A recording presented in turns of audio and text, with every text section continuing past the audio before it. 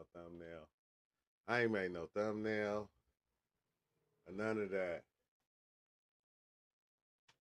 Sometimes you just gotta pop out and show them. You feel me? Just as simple as that. Now I have to come in and say what's up, man. I know it's been a while, bro.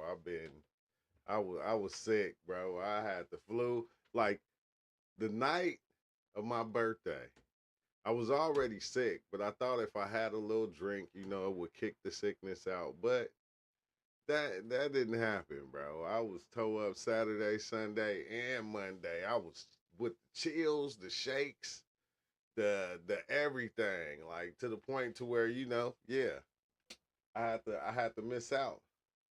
I had to miss out on the lives. But I said, oh man, it's glad to be. Oh dang, hold on, let me see. Let me make sure this thing charged. Is this thing charged? Oh, okay, yeah, it's already charged. But no, I had to chill out. I was laid up for like ever, bro, to where my knees was hurting, my bones was hurting. I thought it was just cause like I had turned 50 and the age had kicked in, but that wasn't it. That was not it. It was just, I was sick. I had the flu, and all I can say is, y'all be careful out there, cause the flu is out there and it's no joke. It's no joke. So if it come anywhere in your city and you get it, try to stay away from your family. Don't be. And I'm glad everybody had went out of town. It was just me and the youngin here, me and Blake, and my oldest son came by, and they took care of me the whole time I was sick. Thank goodness, cause I didn't get out of bed. Every time I woke up, my shirt was just drenched in sweat, like drenched, soaking wet. Like I had to peel it off and throw it to the side, put on another one, and then had to go and actually wash all my sheets and pillowcases and everything, bro. I was like, golly, it was a crazy sickness, but I'm all good. I'm all good. I had to pop in and pop out and show. Now I was, what's up with it, Cryo? I know. Yesterday when I came in, I was gonna do it live last night. I came in and was watching the game with Cryo. What's up with it, Cryo? I was up in there while he was playing Pokemon. I was watching the game. I was gonna do it live, but I didn't feel it, bro. I had to go lay back out. But I'm back. I had to pop out and show niggas, like Kendrick Lamar said. I want to come in because like as I came in here, going through things, you get to watching all these different videos that's going on, and I've been seeing all these crazy people talking about the halftime show with Kendrick Lamar, and I'm like going, I know it's wild that some people didn't like it, which I get it. I get it. I get some people didn't like the halftime show or the message that it was giving. Yeah, they shouldn't have liked the game was even worse. The game was the bad thing, because when I turned it on the game, I caught the end of the halftime show. I caught like the last song. So it was like when I seen the score, I was like, golly, I'm like, dang, 24-0. I was like, man, who watching this game? Is anybody even watching? Because it seemed like a Tepmo talking about sharing their thoughts on the Super Bowl halftime show. So I'm gonna just get into it, and I'm gonna play some of these and see some of what these people are talking about, and get some of y'all thoughts on it. Just get some of y'all thoughts on it. But I gotta play some of these. So let me see I'm gonna go to him first. He looked like he said so many artists think that. Let's see. Okay, let's see what this dude That was the say. worst Super Bowl halftime show I've ever seen, and Kendrick fans are already saying that, oh, this is a race thing. Nobody was saying this about Beyonce's halftime show, because Beyonce's halftime show, unlike Kendrick's, had Amazing choreography. Kendrick's choreography was boring. It had amazing costume design. Kendrick's choreography was boring. It had amazing costume design. Kendrick's costume design was boring. It had amazing set design. Kendrick's sets were boring. And Beyonce performed a wide list of songs that actually resonate with a large portion of the US population. You can't say the same thing for Kendrick's performance. Beyonce's performance was also musically impressive. You can also not say Beyonce is a singer. Kendrick Lamar is a rapper. Okay? So if you don't like rap music or you don't like Kendrick Lamar, just that's all you gotta really just say. The same thing about Kendrick's I don't performance. like, I think a lot of Kendrick. artists nowadays think that if their art has political messaging in it, then it doesn't have to be impressive on a surface level, like musically and aesthetically, visually impressive. And that's just not and never will be true, especially for the Super Bowl halftime show. People want a halftime show that is both visually and musically impressive. And Kendrick's performance was neither of those things. Y'all just proving Kendrick to be right about a lot of different things that he has said. That's what I think.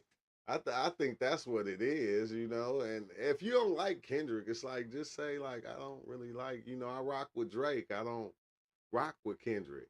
It's all right because to me, like I had to go back and actually watch it because, like I said, I was so sick. I really missed the whole Super Bowl. I called it right at the end. I didn't even watch the rest of the game because it was a blowout. But when I went and I actually watched the halftime show, I said to me it was fire. I said it was fire. He did all the songs that I liked. And the message that he was giving was fire. And then he played this. See, mate, if you ain't on the West Coast, bro, I'm gonna tell you, it's something about you that song. Golly, man, when he did that on Drake, bro, everybody, like I don't care where I went. I got videos to where I went all the way because I'm in San Diego, which is one side of California. Sacramento is on the other side of California. Over here, that's all I was hearing was, "Hey Drake." That's it. And then I go over there to Sacramento. I'm hearing the same songs everywhere. Everybody playing all through LA, everywhere, bro. And maybe it's a California thing, you know. My bad if everybody ain't from California and you didn't get the memo that that was the hottest song over here. It was the hottest song. But to me, like I said, I liked it. I like the way Samuel Jackson did his thing and was telling me, basically you got to do it. That's the thing too. He went against everything that they said that you should do at the halftime show. If you ever been to a concert, if you ever went to a concert, they wear flashy shit. You feel me with sparkles on it. Everybody shit is bedazzled. Especially all the singers, they gotta be bedazzled like they full of diamonds or something. He just went plain, bro. He didn't even do all that. You feel me? But it was to me, it was dope. Let's see what this dude got to say, and it's not about rap. I don't make TikToks very much. I feel kind of awkward right now, to be honest. I'm watching a halftime show, and I'm thinking to myself, is this the best we can do? Is this what we want? Like, I'm starting to think at this point, like, Nickelback could put on a better show than this. Give me Shine Down. Give me, like, a classic Aerosmith concert. Like this. See, now you see what I'm saying? It's crazy because if it would have been somebody like Aerosmith, like, I don't listen to Aerosmith, bro. I probably heard one of their songs back in the days, but I don't listen to Aerosmith. So it just wasn't what you wanted. That's all. That's okay though, but you can't downplay because you didn't listen to it or you didn't get the message of what he was saying and doing. You can't downplay it, bro. Let's see what she had to say. Worst halftime show of all time. That's all. Peace. Oh my God. Listen, y'all gonna stop playing with Kendrick. Y'all gonna stop playing with Kendrick because saying that it was halftime show is crazy. It's super crazy. It's super crazy.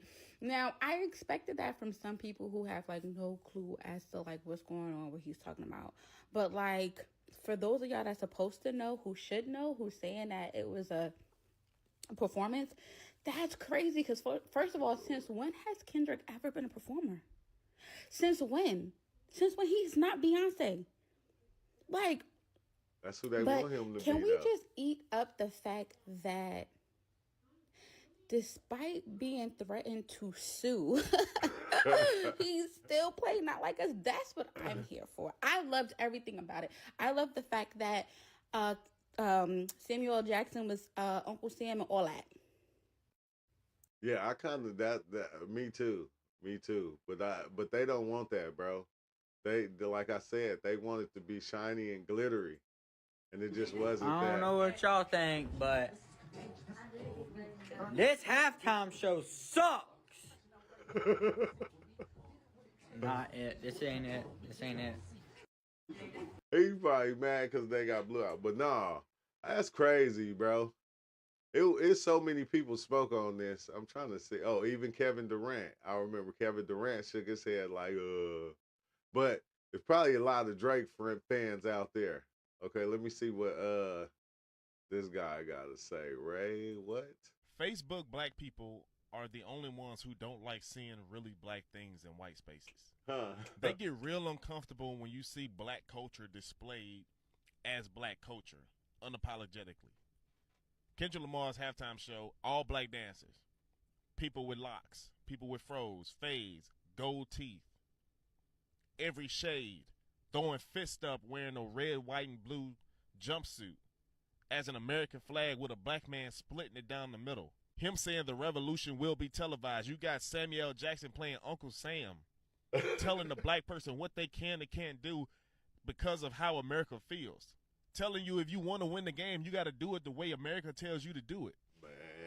And they dumbass all on Facebook talking about the halftime show was boring. We could have got Wayne. Boosie could have did this. Just because you couldn't bop your bussy all on the TV screen during the halftime show don't mean it wasn't a great performance. Yeah. Maybe y'all just illiterate and can't comprehend shit. Maybe that's what it is. No, that's what it is, man. If you would have had a gang of ass shaking on there and all that, you feel me? They would have loved that. It would have been good. It would have been good. If it would have been a gang of that. Let's see what this brother got to say. All I got to say is everybody getting sued. Everybody getting sued. And Serena Williams, don't think we didn't know that was you, okay? I know Serena when I see Serena. She danced on the very song. If y'all don't know, Serena Williams is Drake's ex. Please don't sue me, okay? Please don't sue it here, brother, okay? All I got to say is it wasn't the best Super Bowl halftime show, but it was the pettiest, okay? It was the pettiest halftime show I've ever seen in my life. I loved it. I loved every second of it, okay? I'm telling and you, they if want you that sue glitz somebody, and glam, you better not bro. sue Samuel, okay? We're going Hey, to riot. that's what's weird, right?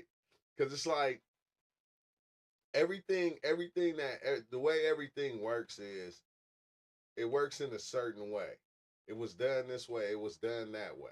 And it's like when it's your turn to come and play the game, they want you to play the game like they play it. Like the ones before you can't just come and play the game how you want to. You feel me? Like even with like doing YouTube, doing social media, you got to play the game how they want you to play it. You can't come in with your own rules and make up your own rules and do it. Because once you start doing that, bro, it's like the algorithm kind of goes against you. You feel me? And everybody is already programmed to see things and want things to be a certain way. They program that we want to see ass shaking. We want to see half naked women running across the stage, running around the stage. This is what we want to see. Even if it's Beyonce half naked, to where, we can see through her clothes, Janet Jackson, whoever. This is what we used to. We're used to that. And he just came and, man, he broke that. He said, no, I ain't doing that. Samuel. That's all I got to say. Man, Samuel looked bad with that outfit he had, that America's outfit he had on. And I still ain't seen one Elon Musk commercial. TikTok, I knew y'all be lying. Y'all be lying, boy. I promise. That was great. That was great. The pettiness in me admires Kendrick Lamar. Man. Oh yeah, they liked the way he looked at the camera and said, "Hey Drake, I heard you like him young." I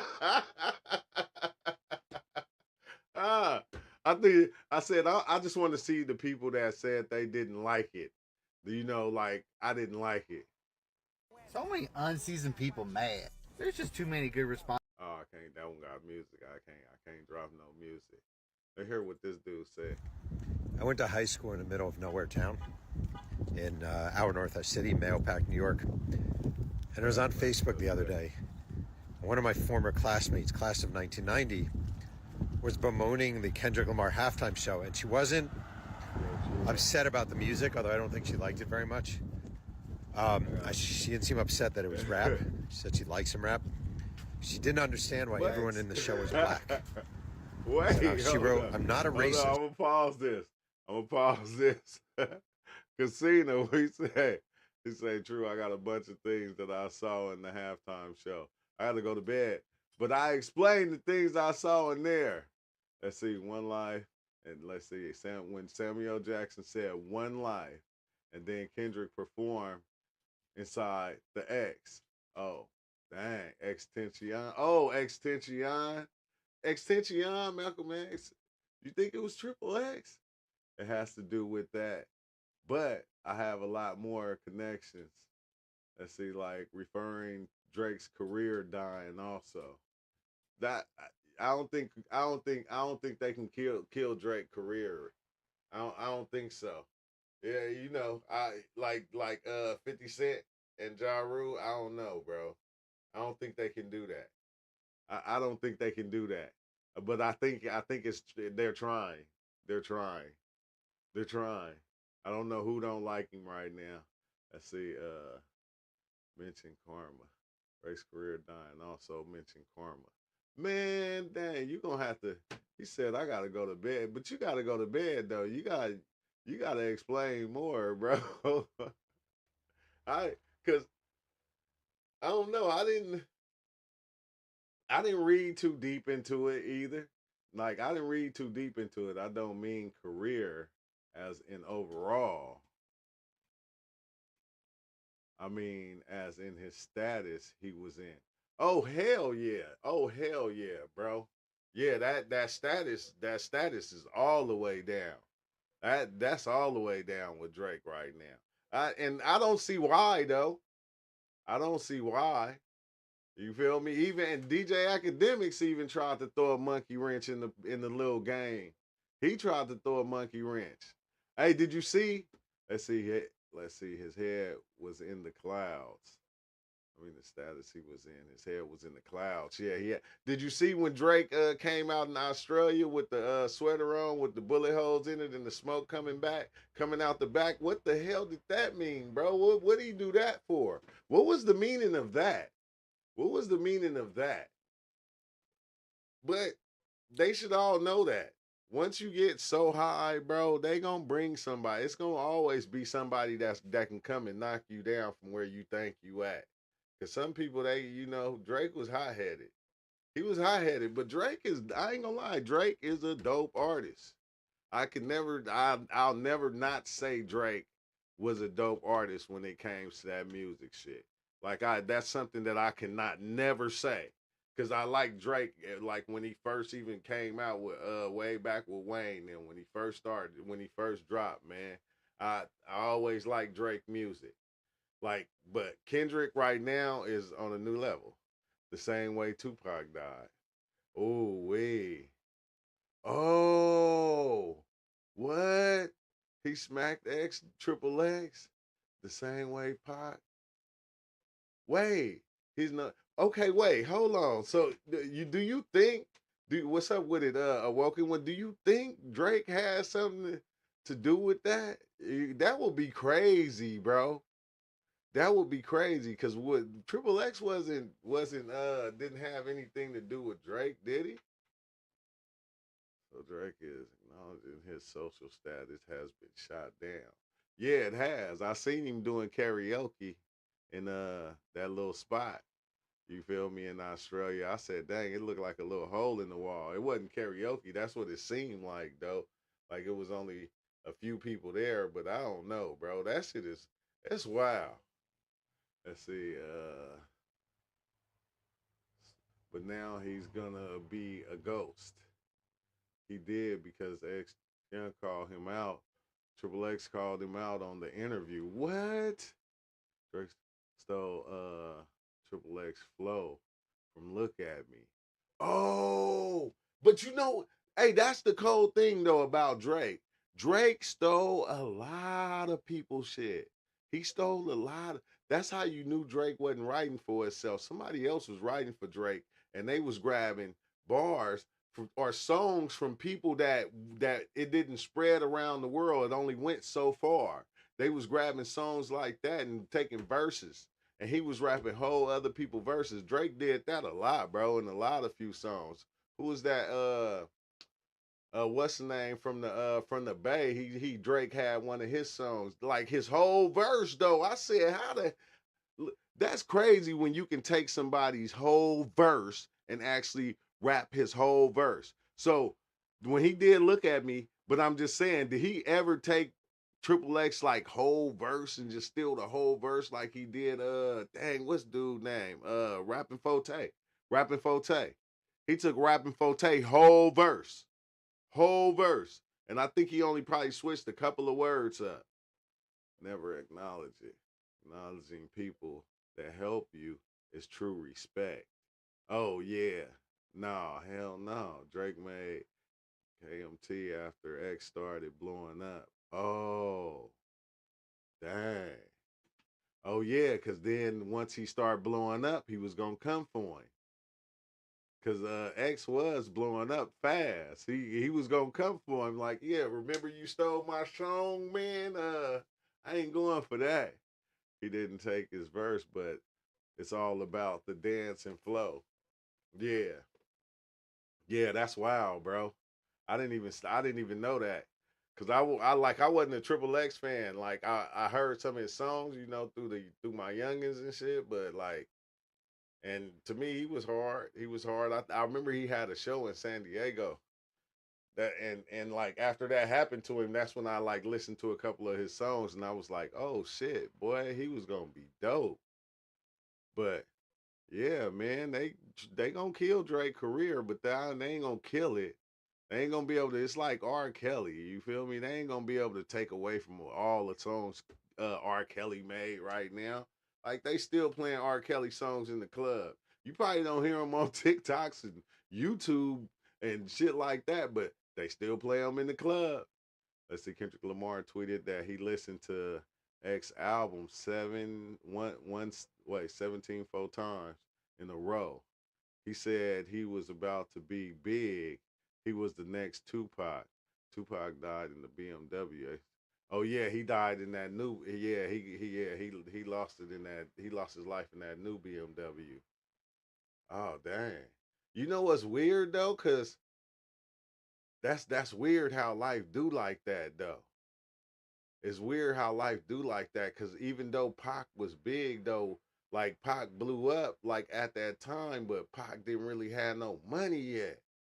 He didn't have no money.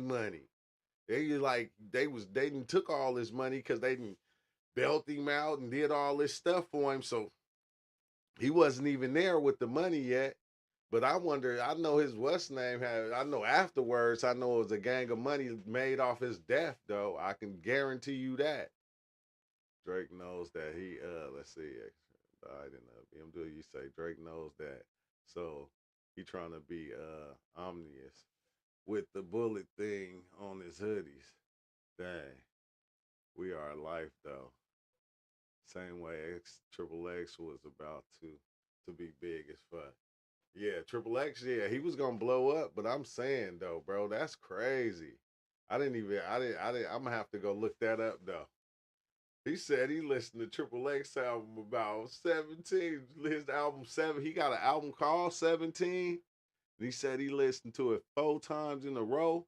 Probably memorized every aspect of that thing. Dang. Do you think that's what made Kendrick hate Drake? or I don't think Kendrick ever liked Drake. Did he ever even? I don't even think he ever liked dude. I don't know. That's some crazy beef. I was watching. I was watching. Oh, okay. Yeah, I'm gonna have to check that album out now. I'm gonna have to check that out. Oh, I remember that. I remember that because I know my kids probably listen to that shit all the time. But dang, bro, and Drake copying people all the time. Yeah, that's all he do. That's all he do. But you start to see a lot of people been doing that and been doing it for a long time. And then once the song blow up, all they do is pay the person off who song they. You know who I seen just do that too? JoJo CY. She took this girl's song and did a song and then made it seem like it was hers and come to find out it was this whole other girls, you feel me? And they had that was that, but that's done a lot. You heard Nicki Minaj do it. You heard all the big name singers, rappers, a lot of them did that shit, bro.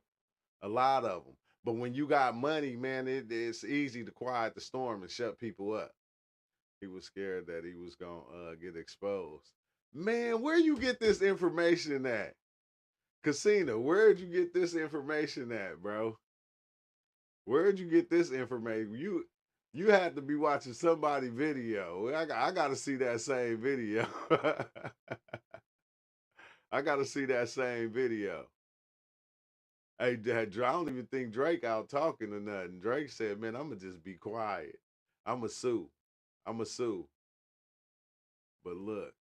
Hey, because I was hearing something, because ain't he trying to sue like MGM or something? But look, karma. Yeah, karma. Yeah, that shit comes back, bro. Shit comes back. Shit comes back like a motherfucker, bro. That's the I mean, in the craziest of ways. Soon as you think you in, they push you out. But it's wild how Drake would even try to go up against a rapper from the United States. You feel me? Like you like not even from the States. Like when you did that, like a couple of times back in the days when you had a little beef here and there with people, it was nothing. But then you tried to go against Kendrick, bro. He is from Cali. Like for one, he from Cali. You feel me? The gang banging capital. The gang banging capital. So Crips, Bloods, I don't care where they from. They answer to California, Crips and Bloods. They got ties to California. I don't care where they're from, anywhere in the United States. They got ties with California, Crips and Bloods. Period. Because that's where it started at. That's the cold thing. So for him to even bump heads with Kendrick, oh yeah, that was a death wish to me anyway. That was you didn't want your career. You didn't want your career to even go up against Kendrick like that. Let's see, he's being quiet because if he talks more, he'll expose himself. Dang, ain't that some shit? He already exposed. He can't. He already exposed. He already exposed. Let's see. Once you've been called out from your lies enough, you simply stay quiet. You know what's weird though, right? Because the one thing that cause how he tried to be petty after after Kendrick dropped that song, he tried to go after Kendrick girl and his kids and certain shit like that. I kind of understand, but I think what Drake don't understand is the fact that just because you lose a rap battle, a rap beef, you feel me, and you lost, that don't mean it's game over for you. Like you can kill your career off yourself after that. Your career still can be going because when Cube destroyed uh NWA by himself, single-handedly, that didn't stop NWA. That didn't stop Dr. Dre. That did not stop Eazy's career. That didn't stop nobody's career. They still kept going. But that song, man, No Vaseline, it was the hardest song. but Kendrick's song is just like, bro, like I said, they playing it on Super Bowl commercials. Hey, hey, they had an orchestra. They had an orchestra playing Kendrick Lamar's song. I said, "Oh yeah, yeah, it's ugly. It's ugly." No, let's see. And recently, my family kind of fucked me over, and no one says anything to me anymore. But when I speak, everyone is quiet. Listen to October by Lil Peep. Drake isn't real. Isn't real. Wait, Drake isn't real at all.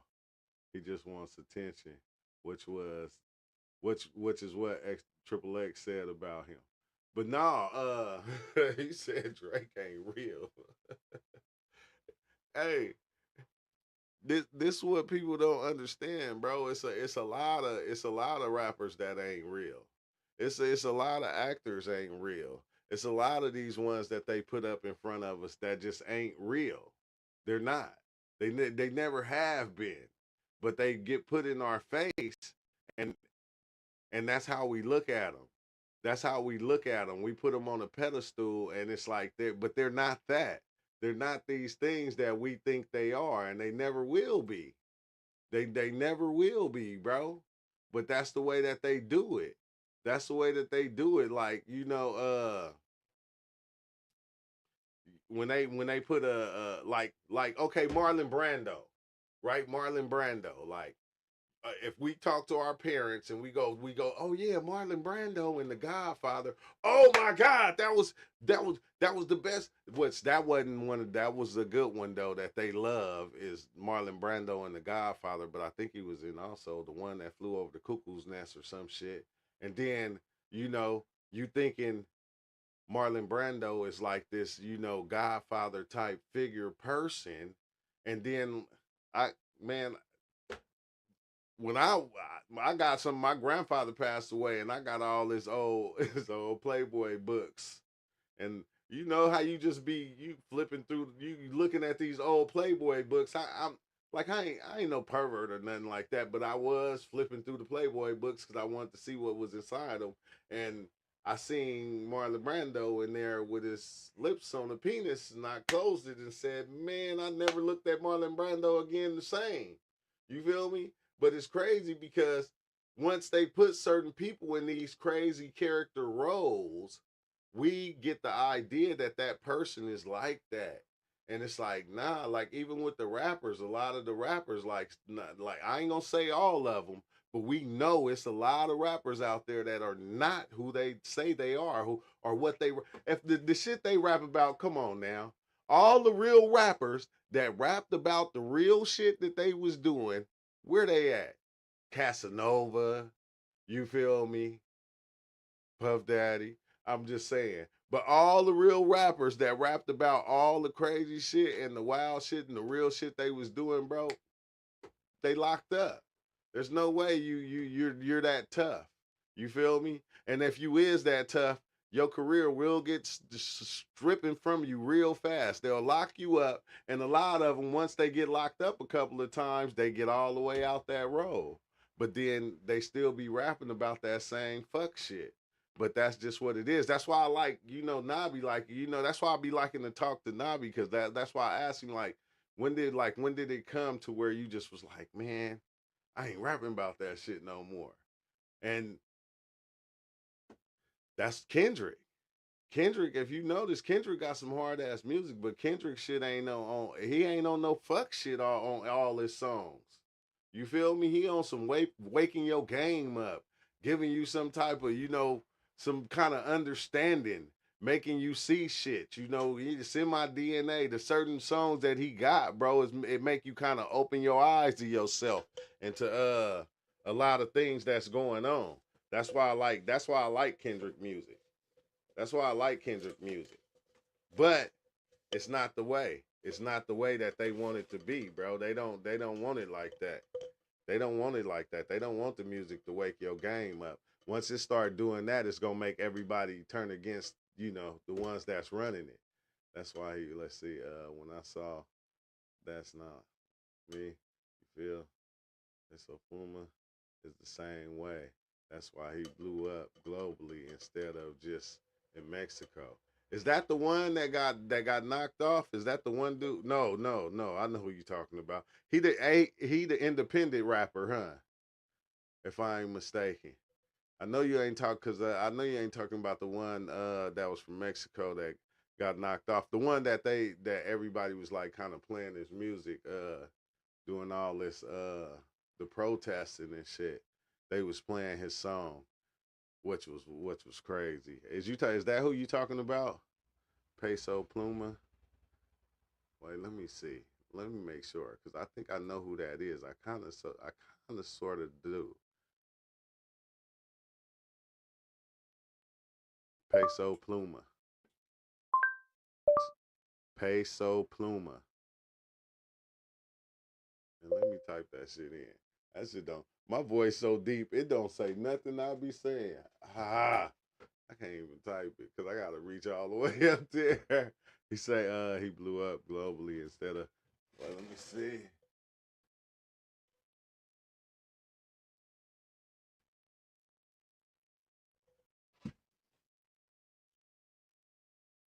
Let's see, Loma Peso Pluma.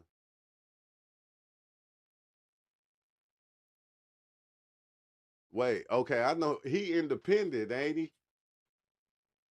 Oh, okay, yeah, he got the one song with Quavo. Okay, yeah, I know. Yeah, I know who you talking about now. I thought you was talking about the other dude. The other dude, he was dope too.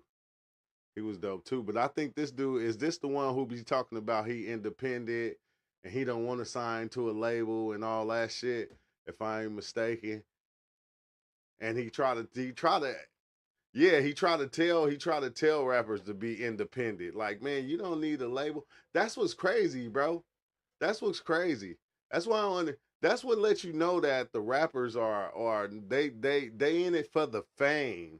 They're not in it for the longevity and really the money. It's like they're in it for the fame. But he in it for the money, his own money, to where they can't take his money.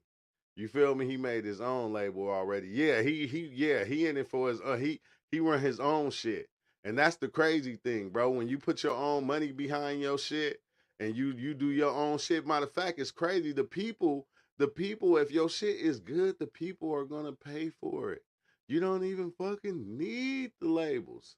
He's technically a rapper. I think that's what, but a lot of people don't. They want that fast money right now.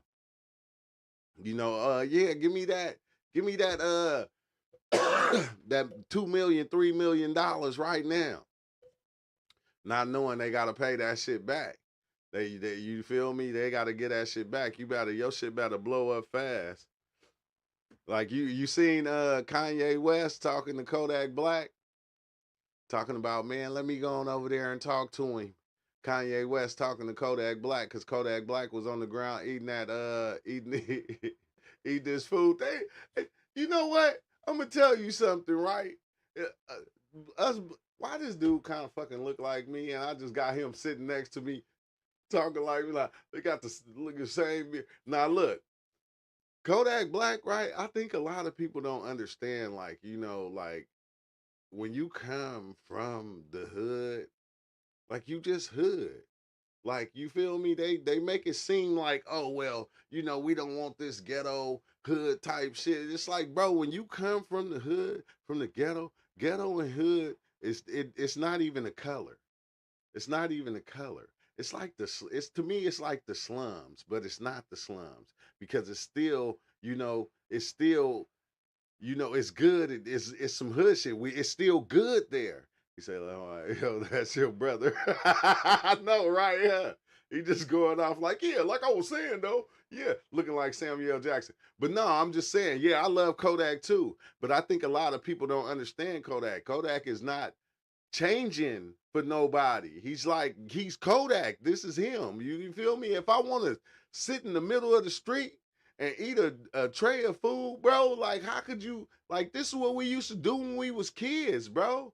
I ain't even gonna lie. Like we'd go to the fields, grab big ass watermelons, be eating them motherfuckers all on the curb everywhere, bro. You feel me? I think people think that you gotta be a certain way once you start making money. Now you gotta act like the rich people. And it's like, why? Like, why he gotta act like everybody else? You feel me? Why he gotta act like he don't want to get no barbecue sauce on his jeans or something? Like, you feel me? We used to eat, lick our fingers, rub that shit all on our pants, on our shirt. We didn't give a damn. Like, you feel me? Like, half the time you walk around looking like you just got finished working on somebody's car. Like, you just got finished, like you did an oil change on their car with barbecue sauce or something. I don't know. I'm just saying Kodak Black has much ego as an enlightened being. has has as much ego as an enlightened being. Nah, he just Kodak, bro. You feel me? I seen somebody say, man, he kind of remind me of Old Dirty Bastard. And it was like, bro, a lot of people, like, okay, remember when they was doing MTV Cribs? When they was doing MTV Cribs and they was going to the rappers' mansions, every place they was going to was not owned by the rapper that they was visiting.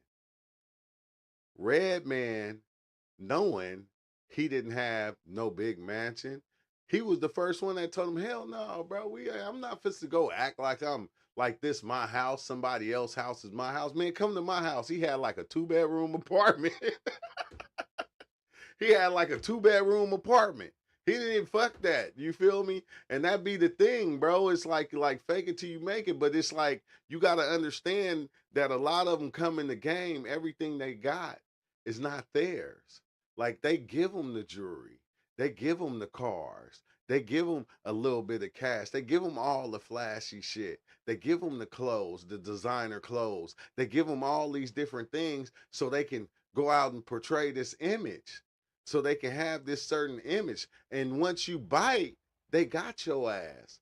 Like Cadillac Records showed us it. And it didn't have to even be rap. That was like Motown. They like, bro, you feel me? Going buying them all these Cadillacs. Buying them Cadillacs, doing all kind of shit, paying for this for him, paying for that. And then he turned around and go, man, I need some money to pay for this. He said, well, goddamn, man, I ain't got no more to give you. And then remember when Wolf came and Wolf was like, was in the old beat up truck and what's name pulled up in the Cadillac and he like, bro, that ain't what you doing. Everybody here, man, they get a brand new Cadillac. He said, man, I'm cool. He said, this old truck, I own this truck. It don't own me. You feel me? Make sure you just give me my money in cash. Don't give me my money in no damn car. Don't give me my money in no jewelry. Fuck that. You feel me? But nah, people want to have that image. They all want to have that image. That's why it's crazy when you see a lot of rappers fall, they fall hard. But then how many, like when you even think about a lot of different, not just actors, but a lot of musicians, a lot of them died broke. They died with no money. So it's like, I don't see how people like the ones that are coming in, oh, I guess they new to the reality. Let's just say that. Man, they ain't doing no research. Your family ain't coming to you going, hey man, don't take that, bro. You seen what happened to what's the name? You need to go watch Cadillac Records. Okay? Go watch Cadillac Records. You're gonna get the accepting all that shit, but everything that you accepting, bro, you getting put in the hole. You getting put in the hole that it's gonna be hard to climb out. So for some, unless you become big like Drake and some of the other names, you feel me, you become real big. But it's like how they say, man, they give you $100 million deal, bro. God damn, like you better hope you make that back this year. 100 million, 100 million. That's just like taking out a bank loan. You gotta pay that shit back. You ain't just giving you that money just for nothing. That's you can go get this and get that to make yourself look good, to pay for your videos, to pay for all that, bro. You don't even need all that shit, really. I think if you just got talent, if you got talent and you a good artist, that's all you need. That's all you need. You got to step out and you got to just start flowing your talent and putting it out there, and people gonna hear it. You feel me? Find different ways to promote yourself. But when you start getting up under these labels, a lot of times, bro, they gonna dog you so bad. They gonna dog you so bad. But let's hear what this dude had to say real fast, cause he just talking. The Kendrick Lamar Super Bowl performance was whack. It was barsuda. That's where it belongs, right there in the trash can. And I could say that as a fan. Every time Kendrick Lamar says something or does something, everybody says, you don't get it. Well, that's the point. We don't get it. Coming up with 67 different cryptic messages. How is that influencing and helping the culture? Let me tell you something about black people, because I'm black. So I know exactly what I'm talking about from an intellectual level and an experience standpoint. Black people are emotional creatures. Oh, don't get offended, because I see you right now getting offended. I see you right now getting offended, and that's going to stop emotional you creatures. from seeing the point that I'm about to make. Even if it's a point, you're offended right now. I see it because I'm black. I know how we operate. Listen, black people get a dopamine hit from complaining. You know what a dopamine hit is, right? For example, if I want to be a millionaire, if I tell people I'm going to be a millionaire, I'm going to be a millionaire, one day I'm going to be a millionaire, and I brag and boast about how one day I'm going to be a millionaire, what I'm really doing is getting a dopamine hit. That means like I feel like I'm about to be a millionaire because I just told all my friends. By sharing my goals and my dreams, not saying that I'm going to accomplish it or I'm not going to accomplish it, but by saying my dreams and telling my dreams to everybody in a way like I've already done it to everybody else makes me feel like I've already done it. That's a dopamine hit. It's kind of like, I feel like I already got it, so I don't got to do it. Where are you getting at, black though? people are. Especially in light of Kendrick. When Drake said you always rap like you're trying to free the slaves, is because you guys missed that point. You guys totally missed that point, because when Drake said you rap like you're trying to free the slaves, he was saying that you really not doing anything. You just documenting it. You go in a little room, you write a rap, and then you put it on you record the song, and then you don't do nothing. Your actions don't line up with it. You're not out here picking a political party. You're not linking up with Candace Owens. You're not linking up with Dr. Umar. You're not a leader for real, like actual on the front lines. You're not doing that, bro. You're just writing a song and then going back to your life. And because you're lyrical and you're a modern day poet, you make people feel like they did something when they ain't do shit. They ain't do nothing. And I know. As you could clearly see, I'm a successful black man. In order for me to get here, I had to do it. I had to do something. I couldn't talk about it or feel like I'm talking about it. Okay, what did he do? He didn't do nothing to get on the halftime show, is what you saying? I had to do something. And that's what Drake was trying to say when he said you rap like you always trying to flee the place. But you guys missed that point. We didn't miss it. Kendrick Lamar, like, listen to what you just said. You contradicted yourself, bro. Like the voice of the culture. Nah, I'm not buying that. What are you actually doing? What are you actually doing? Kendrick Lamar is a typical kid from the block. They seen everything going on. They never participated, but they seen everything going on. So they know how to talk and deal with bullies and stuff like that. And he's more the type of person to outsmart the bully. The beef was between Kendrick and Drake. Here comes Kendrick. Oh, you think I'm going to let you disrespect Compton? Who said anything about Compton? This is about you and me. But he did that because he outsmart. He used that. He used his wits. No, but look. Why people make it seem like it's rules to the game of war? Like, if there's really no rules. There's no rules. You can't say a person is not smart and then say a person is smart because they did this. You feel me? Like, a lot of people from where I'm from, like, when they move, like, they move in sets. They don't move, you feel me, in solo mode. They move in sets, like Bloods, Crips. When they say Bloods, it don't mean one blood. You feel me? When they say Crips, it don't mean one Crip. It means a gang of them across the whole U.S.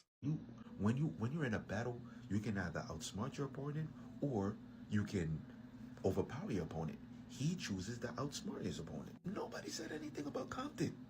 Who's talking about Compton? That's like when Drake was battling Meek Mill. He didn't say anything about Philly. It's you, brother. That you disrespect Pac, nigga. But so everybody's talking about some double entendre meaning. Hey, you know what's funny? Remember, Nabi was saying this. Nabi was saying this a while back. He was like, but you can't tell me that wasn't the smartest move. It was like, Like, you gotta understand, right? Despite what, you feel me? Kendrick is from here. Drake is from over there. So that was the smartest move. Because once you said disrespect Compton, or like you said, disrespect Pac, oh yeah, everybody. When you throw in Pac, you talking about the Bay Area, you talking about LA, you talking about New York, you talking about the whole United States where you are not from. So that was fucking smart as shit. Yeah. Kendrick is not no voice or no culture. He looks at what's happening and then he just raps about it. And I'm telling That's you, what as he's somebody supposed to in the do. culture, and this is tough love. Not saying that we're all bad, because a lot of people in America are lazy thinkers. They can only think in black and white. They don't think the world has color, but the world has color. Like, this shirt is lavender or pink or whatever you want to call it. Like, this watch is black. This is gray. The world, it has color.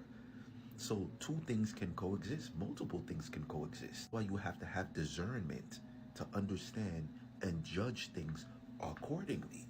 Kendrick Lamar is a scriber. He doesn't try to push anything. He just says, you hate us. You're not like us. And then you just bask over here in your little corner and don't do nothing to push the culture forward. Don't do nothing to do anything great. Don't do nothing. It's the same thing with the Dr. Umar. Hey, it's kind of weird because, like, I heard this about. I be hearing this about like a lot of different, like, rappers, like comedians, actors, but we don't know what they be doing. Like, we don't know who they donate to. We don't know who they taking care of. We don't know this because the ones that do it, they don't gotta come out and say it. It's like, now, okay, what's the use of me like Awoken, when if I'm supporting your whole family, right? I'm supporting your whole family, right? For like the last 10 years, I've been doing this rap shit. You feel me? I'm supporting your whole family. And I just come out and pop out and be like, and we somewhere chilling or something, and I'm like, well, I take care of your whole family. I've been taking care of your whole family for 10 years. Like, nah, everybody don't do that. They just do it.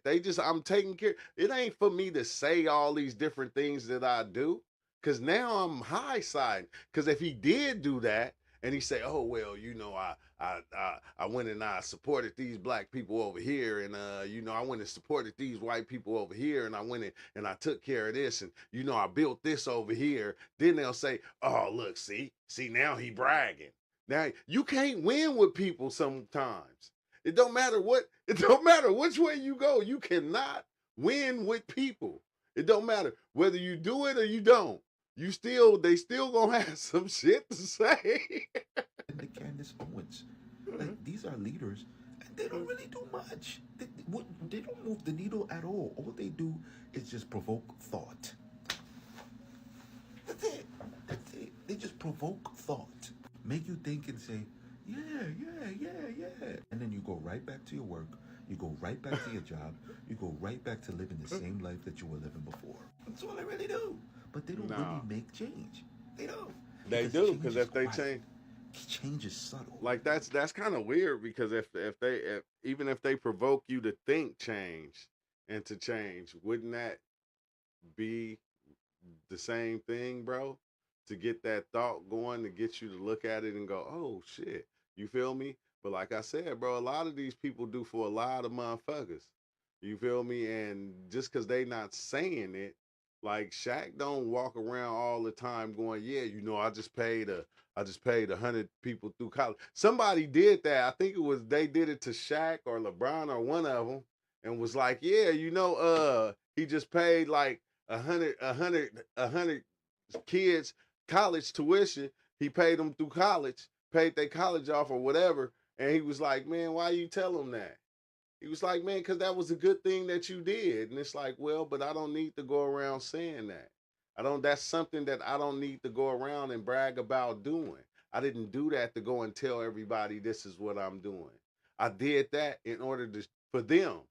Because once I go and I start bragging about it, then it's like, what's the use of me doing it? I'm only doing it for show, because now when I go and brag about it, I'm gonna get pats on the back. I'm gonna make a little bit more money, and I'm gonna make the money right back. You feel me? Through the ones that's gonna be trying to support because they like, oh yeah, you do this for whoop de whoop. Change is like a seed growing out of the ground. You don't have a seed it turn into a plant, but it turns into a plant one day. Change is like, oh, you see a plot of land, then the next day you see a whole bunch of construction workers working on it, and then the next day you see a house. That's how change is like. You just okay. Like I'm not trying to, throw this dude off or nothing. That's how it be down in Florida though. I'm not trying to throw this dude off or nothing, but he like kind of contradicting himself because he's not understanding change starts also in the mind. Because once you plant that seed and then you start watering it, what the fuck do it grow? It grow into a plant, grow into a tree, it grow into something huge. That's what it does. Like that, that's what it does. Like you saying the same thing, but you saying you don't do that. You guys dopamine hits. You complain, and you don't get nothing done. Nothing gets done. What do y'all think? Comment down below if you agree or disagree. Double tap if you agree. And don't be a lazy thinker. And don't allow your emotions to make you not think. Because that's one thing with black people. And I know because you black, you do the same thing. Drake used an AI voice for Pac, and Snoop Kendrick took that as a dispo. No, that's what he used it as. But dang, and I forgot about that, huh? I forgot he did that because he did that with I think he did it with Snoop Dogg voice or somebody else voice that was a lot. I think he did it with Snoop Dogg voice. Snoop Dogg or somebody voice he did it with, and they was like, hey man, don't ever do that shit. Don't ever use my voice for no shit again. Don't ever use my shit. Let's see. Oh, wait, hold on. Now, they are witnessing a genuine football classic.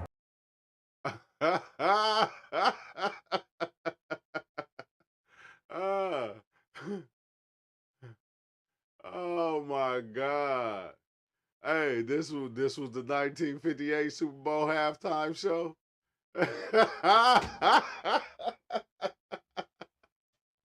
Oh, they hot. What's up with it, Exile? What's up with it? That's the way, SOTV. What's up with it, right? Oh my God. Well, let's see what this dude got to say. Dancers at Kendrick Lamar's performance at the Super Bowl. Wait. So I seen people talking about there weren't enough white dancers at Kendrick Lamar's performance at the Super Bowl. Babes, give me your hand while I walk you through this, babes. And this may not be his reason, but this is why you can't complain. Your boy, he got rid of DEI. This is a creative expose. We ain't need no DEI hires. Oh my God, bro. I didn't think nobody was going to pull the DEI card out the hat. Oh, that's why. What the hell? Oh my God. I think it's interesting that Trump is going to be at this year's Super Bowl, and I'm assuming the halftime performance he's going to watch. And Kendrick is going to be blending two. Nah, we don't want to see that one. That's crazy. Let's see this halftime show. Dang, man, why they keep on trying to hit me with some music? Golly. I don't think any of them songs is even copyrighted. I don't even think none of them copyrighted. Let's see. The revolution will be televised. You picked the right time, but the wrong guy. Kendrick Lamar's halftime show at the Super Bowl was everything that this country needs right now. And I personally am so fucking here for it. And side note though, it cost the taxpayers like $4 million for Donnie just to be there. So just so y'all know. Anyway, but everything from the set list, the choreography, Samuel L. playing, Uncle Sam and the words that he chose, like it was amazing. Best ever in my opinion. Definitely since Prince's, which I think is number 2. But I don't even generally watch the Super Bowl. But like I particularly wanted to see this halftime show, and my wife is an old school Eagles fan, so we were here for it. Yeah, I really, really hope that this is a foreshadowing of great things to come ahead. But the bottom line is that everything that Kendrick Lamar is representing and what he was trying to represent on stage, or what I thought that he was trying to represent on stage, rather, is the true America, and it is what we stand for, right? Also, did anybody else see like quite a few progressive commercials going on? And I also had a commercial from Canada that was touting our relationship with them and with Ontario. And, you know, I live in Michigan though, but I thought that was pretty interesting. So let me know if you guys had the same experience. So, and what Donnie's trying to do and what these fuckers are trying to do is not what this country stands for. And the American people aren't going to take this shit. And that show was shouting that for everyone to hear. Tell you what, I don't know. I needed that shit, and I think the country did too. So there are no kings in the United States of America. Y'all hear me? Hey, it's crazy. It's crazy. It's crazy because you know, like everybody got mixed emotions about it. Everybody get like it's a lot of mixed emotions. You got some people just saying, I didn't like it. It was stupid. And then you got other people like, man, I love that shit.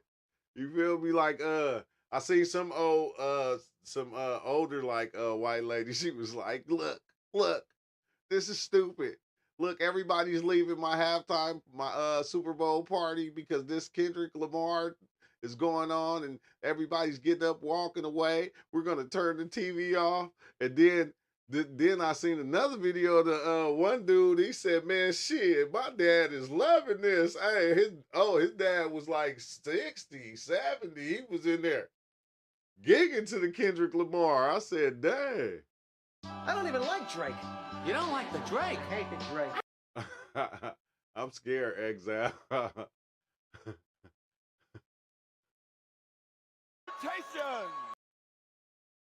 I'm scared, Exile. Even though I see a lot of people doing the what's names too.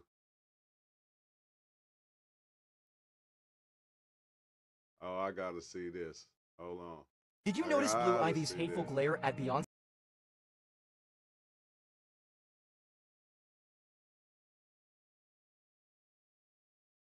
Hold on. Was that the wrong one? I thought that was this one. Okay, why the hell? Man, hey.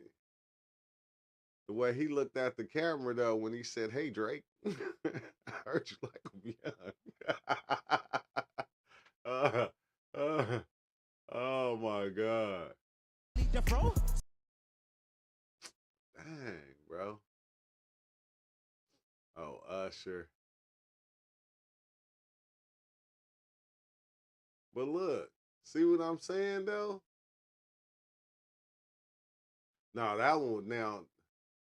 Drayden was fire too though. I ain't gonna hold you. That one was fire.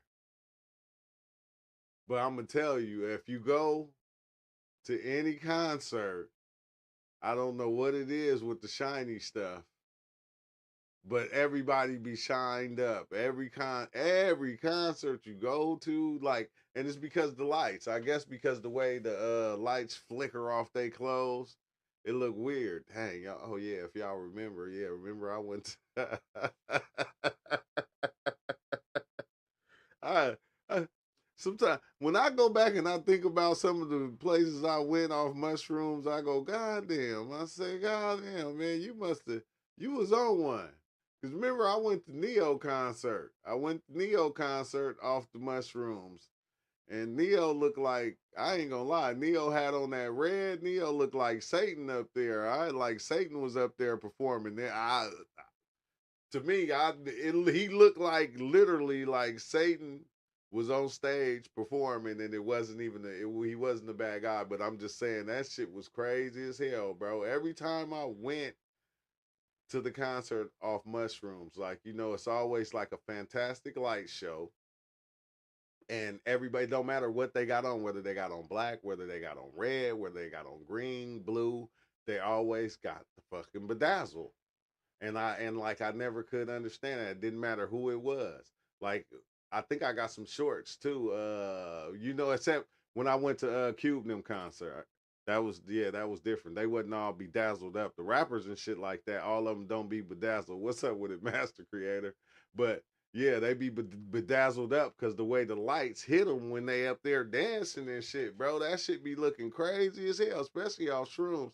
Man, that shit was. But Mahalia, oh my God, bro, that concert, man, I'm telling you that it looked like Anubis was on stage, like the drum set, bro. It looked like Anubis like was an alien coming out of fucking spaceship, bro. I'm telling you, that shit was fucking crazy in a motherfucker. That was the weirdest shit. It was like the fucking UFOs was the little hat things they landed on stage, nigga. And it's crazy how it was shaped. It was shaped like that, so it was like boom, that shit turned into Anubis, and it looked like Anubis and them coming out of fucking UFOs on the stage. On the stage. I'm going, this is the bombest concert I've never been to. Hey, on the way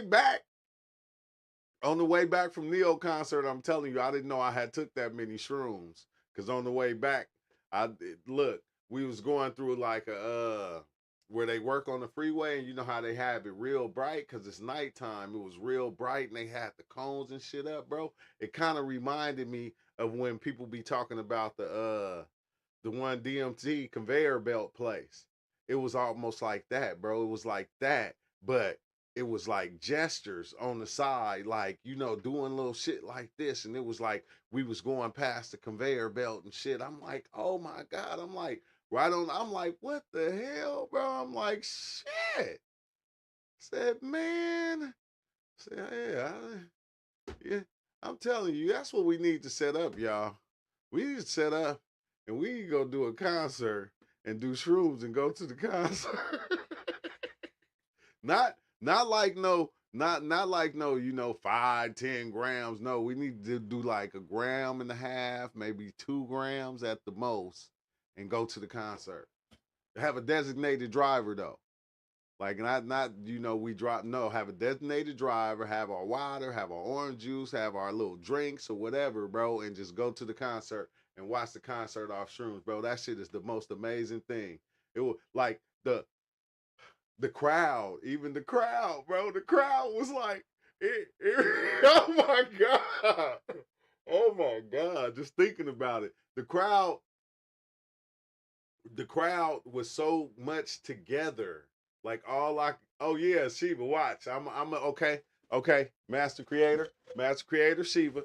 Shiva, y'all hear me? We talking about this right now. So you know once we say it, it's gonna happen. So this summer, I'm going to find something, right? And I'm going to let y'all know. I'm going to let y'all know the dates of when it's going to be. And this summer, we're going to do that shit, bro. I'm telling you, the shit is so fascinating. It's so fascinating because when you there, you know, everybody is in a good mood. So you don't have to worry about your energy getting took somewhere else. You feel? Because everybody is in a bomb. Everybody feels good. And you can feel the whole crowd energy. You can feel the whole energy of the whole place, the whole stadium, wherever the fuck you at, you can feel the whole thing. So it's like the best feeling. And then everybody is like, even though it seemed like everybody moving, not moving together, bro, it was like almost like let's say an ocean, right? Like the ocean was going like this, but it wasn't ocean though. It was like it was like weird. You can see like the top, like say just the tops of everybody's head, but they didn't look like heads. It looked like remember the Game of Life? And the Game of Life had the little stick things that you put in like that in order to move. It looked like a gang of those, but they was all in sync and they was just like going like the whole crowd, bro. I was like, oh my fucking God, bro. That shit was so fucking fantastic. I said, this is the most beautiful. And it made me start going to the concerts like that. But it's crazy. Shroomed out, bro. I'm telling you, shroomed out. That shit is the most beautifulest thing. Man, let's talk about shrooms, bro. I'm done with this. I'm done with this. That shit was so fascinating, bro. That shit was it was the best thing ever. Oh, that's what I didn't have right here, huh? Oh, my bad. Hey, yeah, it was so dope. It was it was that shit was lit, bro. That shit was lit. That shit is like the best shit. That's something that I can say I can do again. The only one I didn't really well, I liked that one, but it's gonna have to be somewhere to where if you need to take a seat because like I'm drinking like I drink a little while I'm there, so I have something to drink because it kind of keep your shrooms going, keep them like kicked up. You feel me? So it's like I always had like I got a little drink or something, and it kept the shit going. But the only one like that got like a little bit out of hand, and it didn't. I just got uncomfortable because I needed to sit down for a little bit and I couldn't sit down nowhere. I just needed to sit down only for like 5 minutes because I ain't young no more. My knees was kind of you feel me. I was like, oh man, it's getting kind of whew. Let me just sit down for a second. And it's nowhere to sit. So it's like better to go to one where you have seats to where you good at you got a good view of the stage. And I'm telling you, the light show it just be next level. It's nothing like the light show be fucking next level, bro. That shit is fucking amazing. And I see why they do that. Why a lot of people go to concerts or have those big things, and they do it off shrooms. Like they be off shrooms. This is why, because that shit be fucking fantastic. It's dummy fantastic, and it just looks beautiful. It just looks beautiful. Like it's not one time I didn't go and it didn't look beautiful or it didn't get like it never got out of hand because everybody was in a good mood. Every time I did it, everybody that was there, it was just fire. Cause it was like it wasn't no crazy ass. I didn't at E40 them shit. Like I listen to rap music when I'm off shrooms anyway. At E40 them shit, I didn't do shrooms though then. You feel me? Cause I didn't know what was gonna happen. We was in LA, but I would like to do it at to where it's like, it's more of a slow pace, but like fast music. Like I said, like Neo. Like Neo, it was Neo, Mario, SWV, and who else was it? SWV, Neo, Mario, and I think it was In Vogue.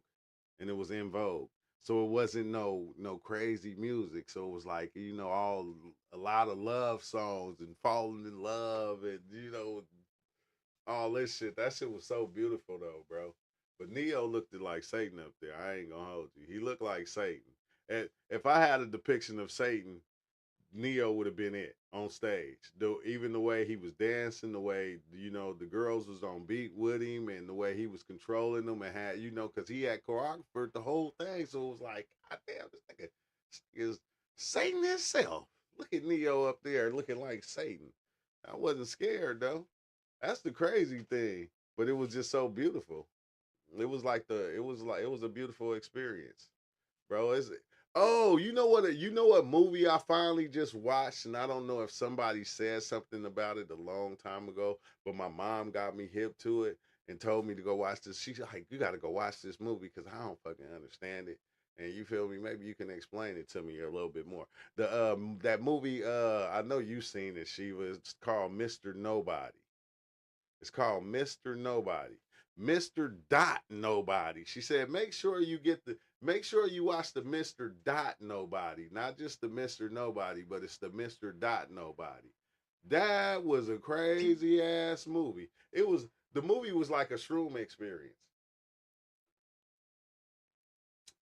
I can finish my birthday drink because my girl just fed me real good. But the movie is about I think more about this guy that's going through life, and he starts to figure out I think he asked his parents one time how come we can remember the past but we can't remember the future.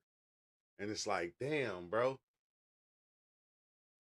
that was the first part that made me click, and it got me into the movie because at first I was just kind of thrown off certain shit that was going on, but he was like, dang, I asked myself, like, how come we can't remember the future? And his mom was like, because it just don't work like that. You know, it's not called remembering the future. It's called deja vu. And it's like kind of weird because it threw me off because I'm thinking a lot of times when I go and I have the shroom experience, like you can see your life, you see your life play out, you see your life going to the future, and then it'll go backwards, and then it'll go forward, and then it'll go backwards at different times. And then when you get to certain points within that future, it'll seem like deja vu, but it won't be deja vu. Like I seen it after the movie, after I watched the movie, I seen it even clearer today. Like as I was doing stuff today, it was certain stuff that I was doing that I know I did before, that I seen myself doing before I even got to the point of doing it.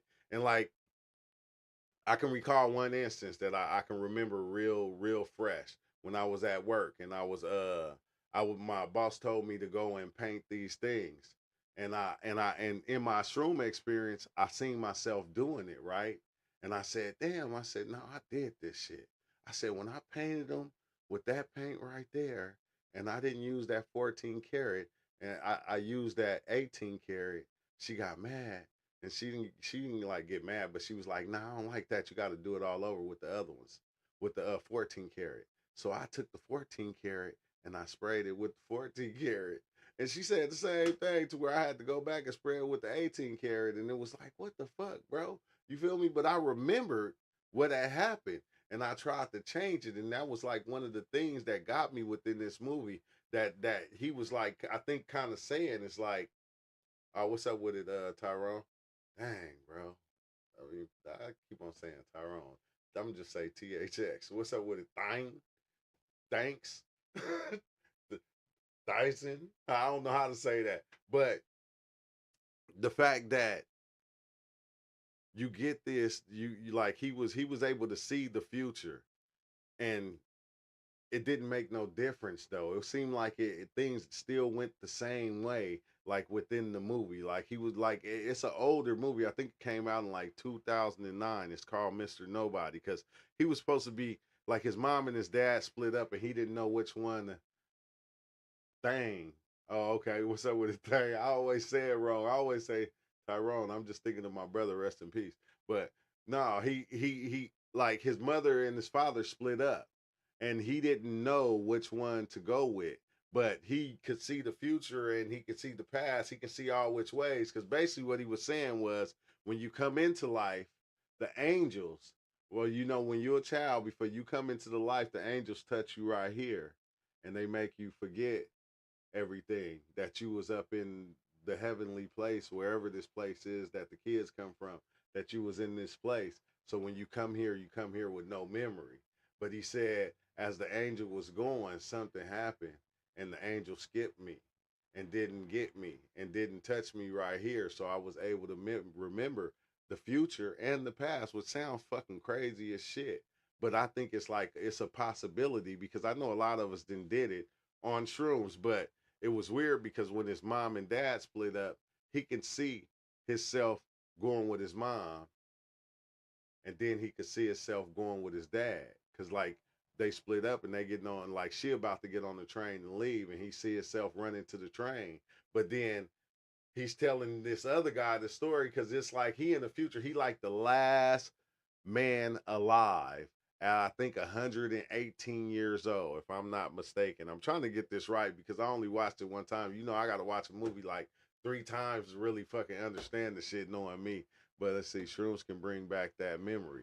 Yeah, that's what I'm saying. No, I'm saying he could see in the future. It like shrooms can bring back the future memory. Bro, you remember talking about how it's a 7-second delay in reality?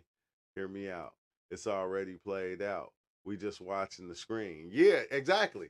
Exactly. The see, that's one of the things too that he was saying. He was like, the movie, bro, this is why I fucking don't like watching the certain movies. Because everything we ever talked about, it'll play out in the movie.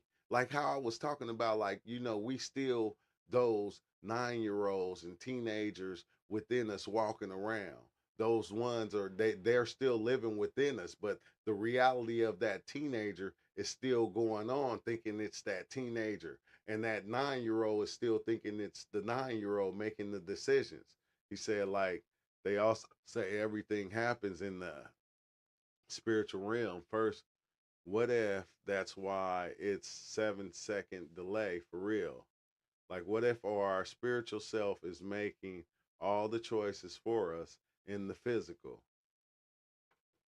Yeah, I can see that. If the spiritual self is making the decisions and the physical self is barely catching up to actually do it. Because that's who's making the decisions. It's a part of us that's up there that, that is not even us. I don't think it's not even us. The decisions is making they self, because the decisions is taken in over time. The decisions is taken in from us seeing, or going through certain things in life. So the decisions is actually making themselves and taking themselves, that, like, it's not even, I don't even think it's us. I don't even know what to call that thing that's making the decision nowadays. Let's see, yes, let's see, yes, because our spiritual self is making the choices. That's still us making the choice. It's still free will. It's confusing, but it makes sense. Let's see, but if it's already played out, do you truly have free will? No, it seems like free will, bro. It seems like free will. Like, almost, that's like a tree, right? Like, does a tree have free will? So if a tree only grows this way, if it slants itself a little bit, do that mean it has free will to slant itself and go into that slant? It's still growing a certain way. It's still growing up out of the ground. So it's like, it's like, I don't. It's the same with us, bro. We got a pattern way of thinking. We like, everything is already controlled by something else that we can't see. With different aspects of the us that we think that we are. So I don't know if it's free will, but it seems like it's free will. It seems like it to us, because you go, I like coffee instead of tea. You feel me? That seems like a free will choice. But if you only got two choices, and those are the only two choices that you're given, then what's free will about that? It's just the fact that you got, okay, yeah, I choose the coffee. You feel me? Like, I don't know. I seen this 50-second delay off shrooms, and it was like I was seeing the first 15 seconds, then I was seeing, experience the same 15 seconds again. Felt like I was stuck in a trippy loop. Hey, yeah, no. Hey, that's crazy, because that's what I was getting at. Now I forgot, Master Creator. That's what I was getting at. Uh, in that movie is like certain shit that he did, bro. But being able to understand that, I don't even think it would be called reading the future. I think you actually just know what's going to happen by putting together every sequence, like almost like the Simpsons do. After a while, the Simpsons start getting the future right. They start reading the future. They put shit in the Simpsons that happens within the future, because they did this show for so long. And it's like us, we done read the life for so long that we know what's gonna happen next. Unless the what's gonna happen next has already happened. And we just ain't got there yet.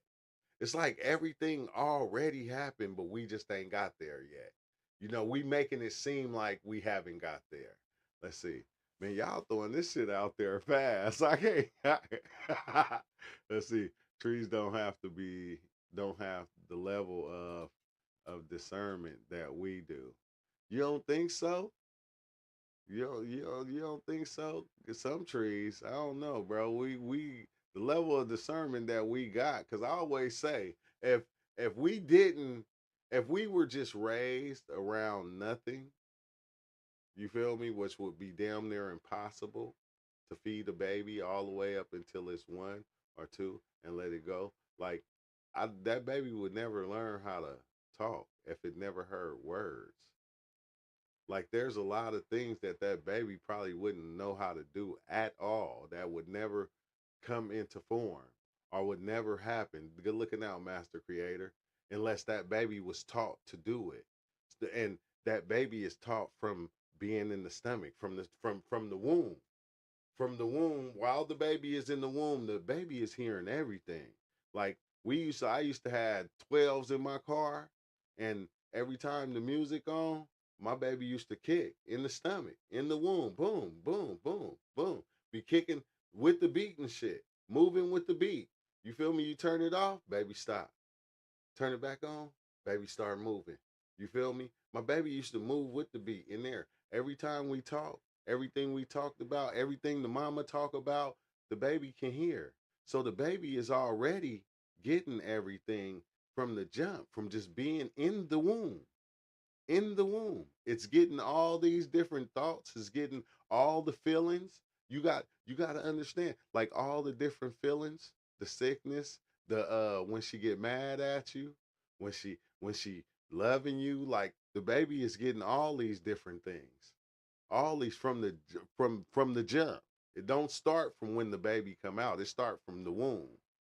Like that's what's crazy. So so so the thoughts is already getting thrown in there. The baby is already getting taught how to act in certain situations, how to feel, how to react, and how to be angry, how to be mad, or how to. It's getting taught all these different things from the jump, bro, before it even come out the womb. And then when it come out, then we start doing the same thing. We start giving it even more. Now it's getting it from a whole different perspective from outside the womb. The same thing getting fed to it. So everything that is getting fed is like it's weird, right? Okay, remember it was a movie where the guy was making clones, right? And remember one of the clones came out and it was like grown, but the clone was like grown. It didn't know nothing. It was just standing there like just looking. And when he stuck the clone to off it, the clone didn't scream, it didn't cry, it didn't do none of that. It wasn't taught to do none of that. It wasn't taught to even understand pain or whatever, or how to even react to what pain was. Like we taught all these different things. So I don't know, bro. That's kind of weird. That's kind of weird. I don't know. Man, you got to come in Discord, bro. Y'all got to come in Discord, Exile. You got to come in Discord cuz trees, I don't know, bro. Trees do have a lot of things that we don't have, but they do. Cuz I went to my boss house and I was like doing their trees, and it was these fucking vine things that grow around the trees that be killing the trees, that was like tripping me out. Like cuz when we was talking about tree wars and shit like that, he said we live in the certain limits, and in that limitation we have the freedom to choose. Yeah. Yeah. Yeah, that makes sense. Everything, don't you think everything got the freedom to choose? Like, There's levels to it. yes, it is. It is levels to this shit. Say everything is vibration and frequency. Hey, So wait, so let I me. see it as like templates. There's like a human template. There's a mouse template. There's an air template. There's certain limitations where the energy can go, and it kind of mixes with the others around it, but it doesn't fully become that other thing. Like red is blue, blue is green. If you look into the rainbow or certain light spectrums, you can kind of see how it's kind of fuzzy and the colors kind of mix, but you know, yellow isn't blue.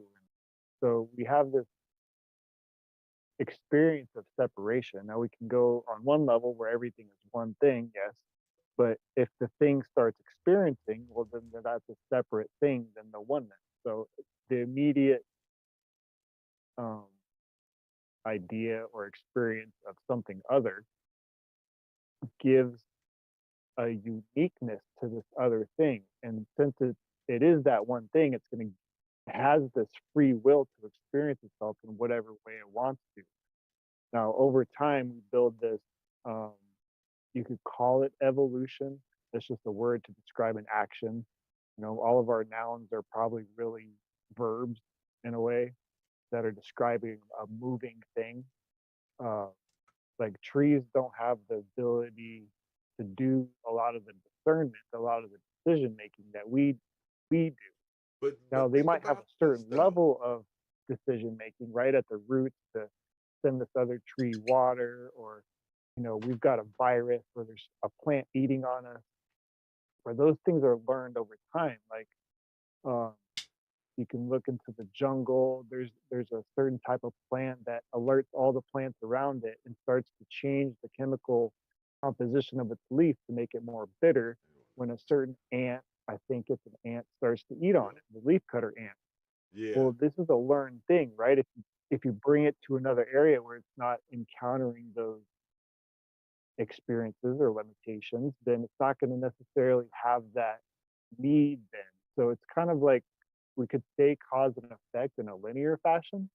In reality, it's all happening at the same time. But since we're living in this growth or this progression, we're experiencing this linear. I was 3, I was 13, I was 33, and over the time, I've had different levels of discernment. My brain, my body wasn't formed at 3 years old the way it was at 13 or 33, or I'm going to be over, I'm going to be 42 this year. So my body's still going through these kind of change, and with different interactions in my environment, then I can be like, oh yes, I like this music, or I don't like to eat that food, or don't need this. So it's really based. I'm not saying it's greater or lesser, but it's a different form of discernment, if that all makes sense.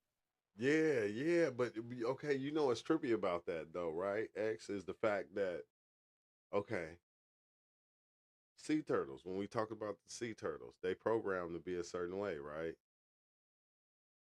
Sure.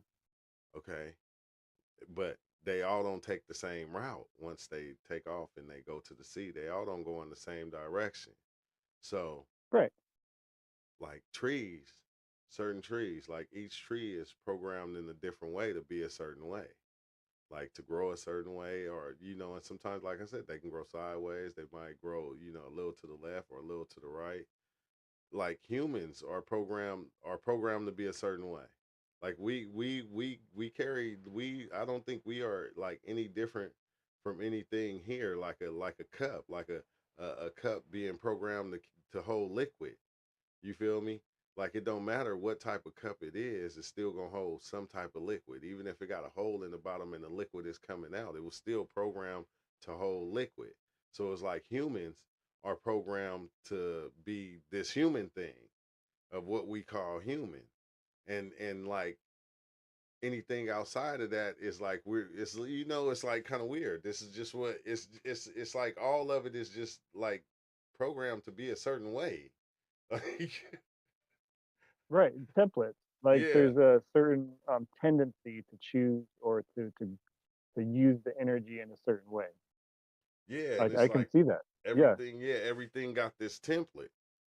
It's kind of weird because once you go outside of the template, I think that's when shit like kind of get different. If we fucking see a fucking dog quacking or something, it's like, hold Well, on. that's the psychedelic experience, because now we're dying to what we thought was real, and we're starting to see how everything kind of mixes together in some kind of fashion. Just And then robots. some kind Yeah. of challenge can happen when you're trying to integrate that now into your tax paying, dog feeding, got to go to work tomorrow kind of experience that you have. So Yeah. Yeah, that's what it's Jesse said. different. Go ahead. It's different for everybody. Like the religious experience, spirituality, working out, playing music, relationships, mystical experiences, meditation, psychedelic. So it's all kind of working either within that template to make the template a certain way, to use that template a certain way, or then to dissolve the boundaries of, or to die to what we thought was real and in the perceived past. Like, because I can believe that, growing up, that a certain religion was the only way to do it, and then if I'm not open to maybe exploring that, I'm always going to live within those bounds. But that's the choices that I'm making. So, you talked earlier about limitation and freedom of choice, and I can understand that. I respect that position. I just see it as within the limitation, within the choices that are available, within that template. Now we can use that template how I want. I can go get a tattoo on my eye, or cut off all my hair, or there are certain things But that we're calling a freedom of choice, and yeah, but over time, how it many seems like people? the people that have embraced that freedom of choice kind of are against the people who are kind of being fascist, Like, the forcing like things even on people. if you decide to go, okay, I'm gonna go get a tattoo on my eye, right? Where did that idea come from? 'Cause somebody else got a tattoo on their eye before. Well, who knows? We're billions of years into this thing. Just because an orange tree is making oranges doesn't mean that the next orange tree that you plant is going to make oranges. Like, we think that we're original in a lot of different ways, um, Yeah, and that's the we might have some kind of originality because maybe civilization was dismantled or destroyed at certain points in our history, and it's okay to remember yeah, to certain things. remember. That's what makes it. I'm gonna say that's what makes it cool to be the individual, because the individual is gonna always look at, like that's why we keep producing, and we keep on making more and making more in order to keep life going, because when they come in, even if they do things the same we did, to them it's gonna be new. Life will never get old. Every time like a new bird comes in, it's looking at life in a new way as that bird. If like even as a Right. human, when a new human comes in, it's looking at life again as that human, even if it does the same things that the humans did 1,000 years ago. It's still Right. going to be new to that individual human right there. Right. Now, it might be like I said, the same shit though, but not to that individual, because that individual to them is gonna be like, dang, I'm new. This is I've thought of this. I thought Right. of this. This was my first time thinking of this, and and I'm gonna go do it. And then you know how it goes. You know how it goes. But I think that's the That's beauty of that's it. a yeah. It's a beautiful these paradoxes, like in this linear time format that we have with start, middle, ending. That's How another one is, it's always this moment. It'll never be anything other than right now, but this moment will never happen again, just like this. right. Yeah. So those cosmic True love. giggles, that beauty, being able to see I mean, seeing it as fearful and hateful and hell and evil and malicious, that's freedom of choice too. Yeah. And it takes a strong, stable, That calm person to go through those experience, or energy to go through those experiences, still get something quote positive out of it. Because other people, fear, Clendy said, fear and hate are good threshold guardians. It keeps the riffraff out. yeah. Did you have you ever seen that movie Mr. Nobody I was talking about? I don't think so. Man, you gotta see that shit. It's called Mr. Nobody, but he was that's what he went through, because he was able to see the future. So he already like knew what path he wanted to take. And then he got to the point to where he did, since I know I wanted to see, I could do what I want. Okay, I just want to be rich. And then he went through all the variables of what he wanted to do, to the point to where he just said, "Man, I'm not gonna choose no more." And until he just figured out that there isn't a wrong or a right choice in life. Right. It's all just an experience. Right. So it's like We can not, get stuck in those hierarchies. We can get stuck in that good, bad, right, wrong, up, down, yeah, left, yeah, and right, male, female.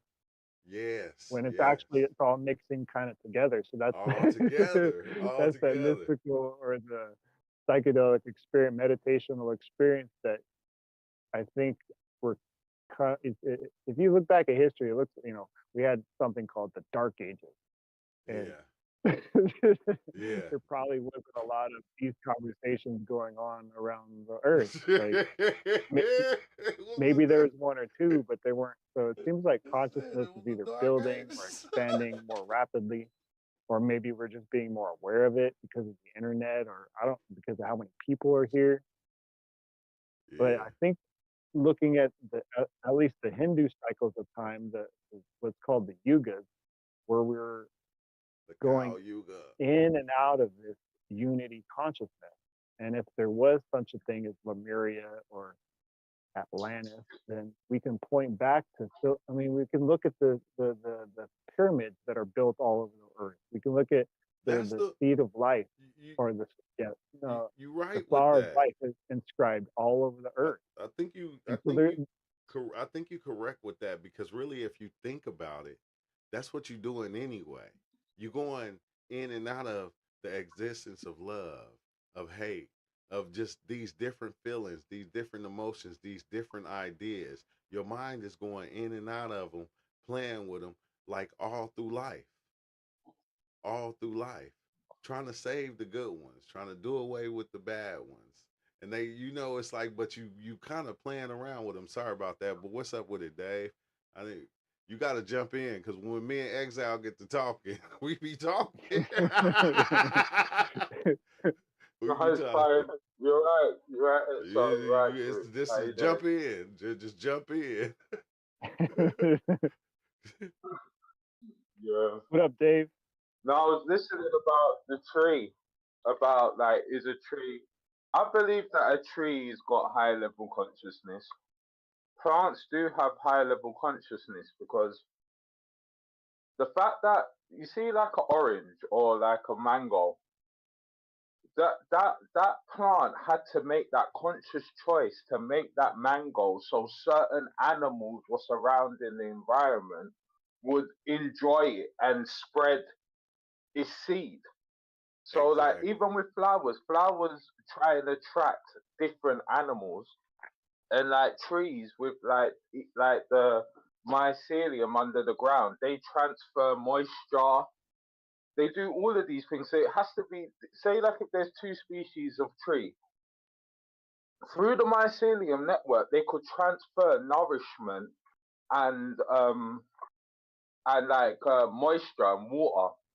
So for a tree to see that another tree struggling and want to help it, that has to be some type of high consciousness. And I don't believe I believe that a tree, the tree has a spirit. I don't believe that, even though the tree grows in that specific place, it's connected to the earth. And I believe through the mycelium and all of these things, it could have a bigger understanding than of just where it's located. I feel like trees get and plants understand the environment they're in as a whole, because they're connected through to the whole environment under the ground. Yeah. Does that make sense? That's we talked about that a long time ago, because I always felt like trees. I said, man, trees be using us. That's why we take certain trees and we plant them close to us. You feel me? We have certain trees in our backyard and plants and shit. It's like they using us. You feel me? But they grow these seeds and they grow these different things, and they appealing to us, and we want to eat them, and then we take that and we go and plant it so we can grow another one and we can have even more. It's like,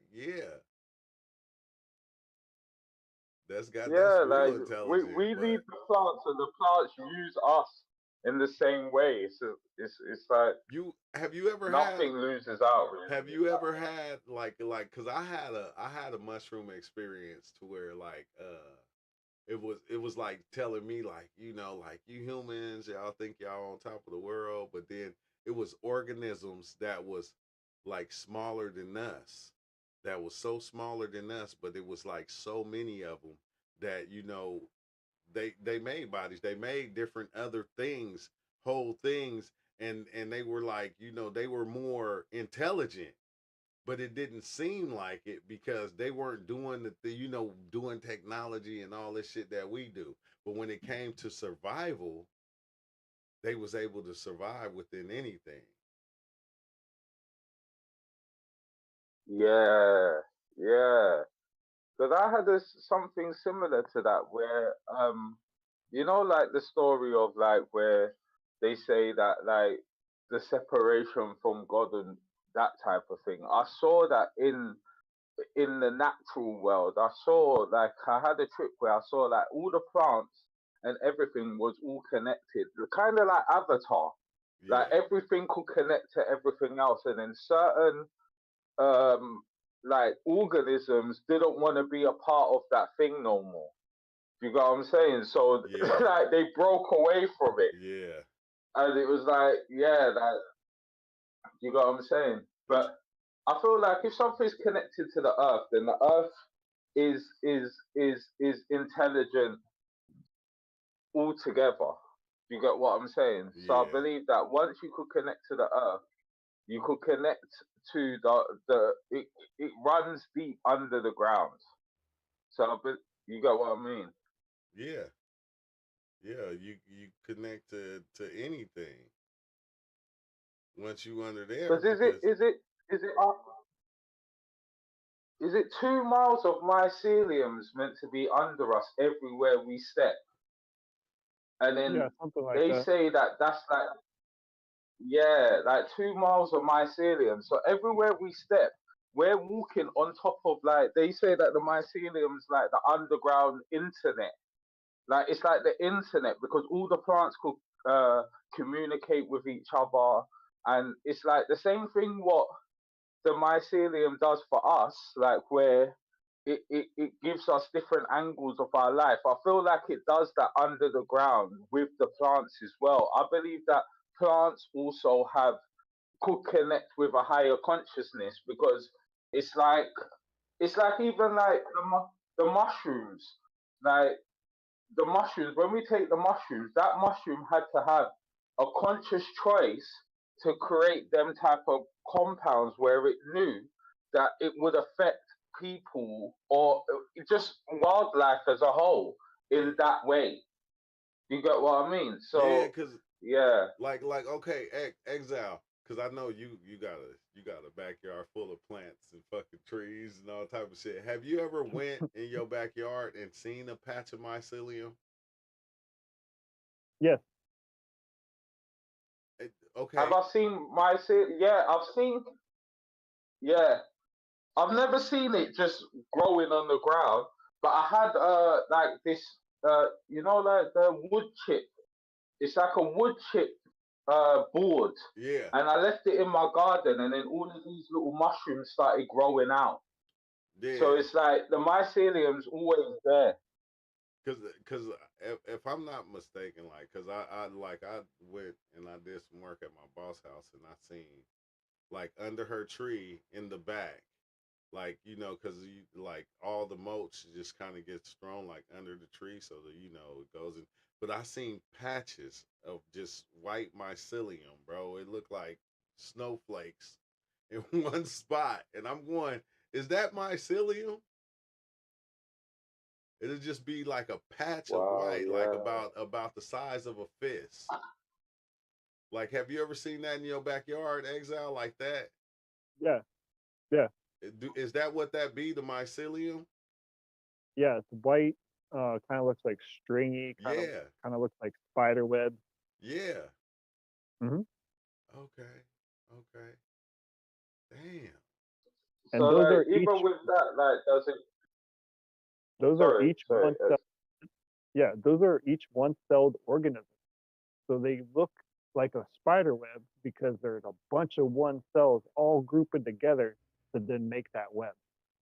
So That's they're all Yeah. individual consciousnesses that are working together. It's a trip. They can hold 30,000 times their mass. Imagine picking up 30,000 times your weight right now. dang. They do all the breathing, all the eating, all the thinking on the outside of their bodies, where we chose to do it on the inside of our body. And Yeah. so they're the nature's, we've identified them as nature's decomposers. They can take rock and things like lichen eat rock. And there's certain mycelium that eat plastic. They, because they're so small, they can excrete a certain enzyme and break down the chemical components of a molecule or a group of molecules, then extract energy out of them. They like living in the dark. They don't, I mean, some probably come up to the surface every once in a while, and that's where we see the reproductive organs of the mushroom, mycelia, which we call mushroom. Yeah. So the mushrooms that put out spores to then transport, and spores can leave our atmosphere with the act of evaporation. Spores are so small that a water dew droplet can, water evaporates, and if you've ever boiled water, you can see the steam rising. Well, that rising doesn't just stop because you can't see it. Those particles will go. That's how we get clouds, and eventually, it's Kalindi said they can leave our atmosphere, and I think it's been scientifically shown. So who knows? Because we live so short, 70, 120 years, it's not very long compared to the life cycles of the Earth or the stars, or, they're looking at Mars and seeing that there, I think they found that there's possibly liquid water. There's definitely like ice on Mars, but I think they found liquid water. And so like 2 billion years ago, Mars could have been, I don't know if there's any studies on it, could have been where the Earth is. And so there might have been a full flourishing planet on Mars at some point. So over time, and it's hard to kind of see these cycles because we live so short, and then destruction will happen. Library of Alexandria was burned, comets, and it's not, it's not all bubbles and fairies. So but it's a lucky thing that we have access, or can have access to, what's called the Akash, or the Akashic records. It's the idea that everything is written into the space that the things exist around and in. And so by either meditation or psychedelic experiences or mystical experiences, you can then have that understanding of what has been going on in this linear time space kind of. So yeah, when I learned about mycelia, it fucking changed my life. I was growing weed cannabis, and I was looking at, so I opened up how to grow cannabis, and it looked like, oh yeah, you can do one of two things at that time. It was like 2010. You could grow hydro, which is like using water and synthetic stuff, or you could do it in the dirt. I said, okay, well, let's do it in the dirt. I don't want to do all this hydro stuff. It seems a little bit more complicated at that time. So I started looking into what's growing in the dirt. So how you grow in the dirt, who's been, so you go to the gurus, the teachers or the most experienced people that are in that field already, that are just doing it. So gather some information, and mycelia is active at the plant's root zone. It will go, there's a type of mycelia that is called endomycorrhiza. Endo and ecto are the two types of mycorrhiza. Endo means it goes inside the cell wall, and ecto means it lives outside the cell wall. So plants have both types usually, and the endomycorrhiza goes inside the cell wall of a plant and exchanges nutrients like a syringe, or like you're plugging in your phone to the socket or something like that. It just blew my mind that there's a life form that lives in symbiosis all around us, just like you said, like in a fertile space of forest. You can, I think it's, I want to say it's, either hundreds or thousands of miles of mycelia that we walk upon each step. And we don't really have that experience until either we go to that thing, or we get turned on to it in a certain way, or somebody tells us about it, because it seems like I don't have a cord on me. It doesn't, how am I connected with everything else? So I started learning why clean water matters, why clean air and and food and better soil. Why are all these things important? Because it actually, your food is your medicine. If you if you've ever closed your garage door and started your car, or started your car in your closed garage door by accident, you understand, hey, probably I should open the garage door. So you understand that, hey, maybe clean air is kind of important. So that's where you get these ideas of people going, you know, totally, you could call it hippy dippy on all the, granola. I'm starting to think of Wild Man Ninja, like just going full boat into all the natural ways of life, is because we start to see this interaction of the things that you're putting in, things that you're around, the people that you're around, the music that you start thinking about these things in a different way, because there's not this immediate either education or observation or acclimation or experience of how we're actually connected to the whole world around us. It's really trippy. he said, so the whole time we've been eating mycelium dicks. Yeah, I mean the strain penis envy. Penis I don't know if you've ever envy. grown it. It's like, what the hell, man? Don't they need to change the name? Call them It's the reproductive um or it's the reproductive system of the mycelia. Well, that what do is our reproductive systems look like? Well, looks like a certain slit, or it looks like a certain phallus.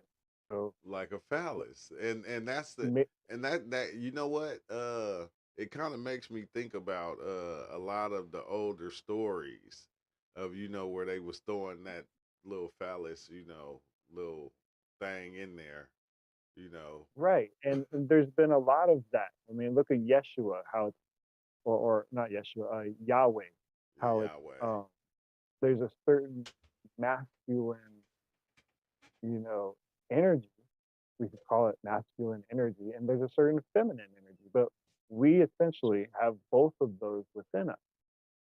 So it looks like, just like the cycle we were talking about earlier, there's these cycles of more masculine energy being available generally, and then more feminine energy being available. That's the idea of the age of Aquarius, is where the, the age of Pisces, I think we're in, is more masculine, and so the age of Aquarius is more feminine.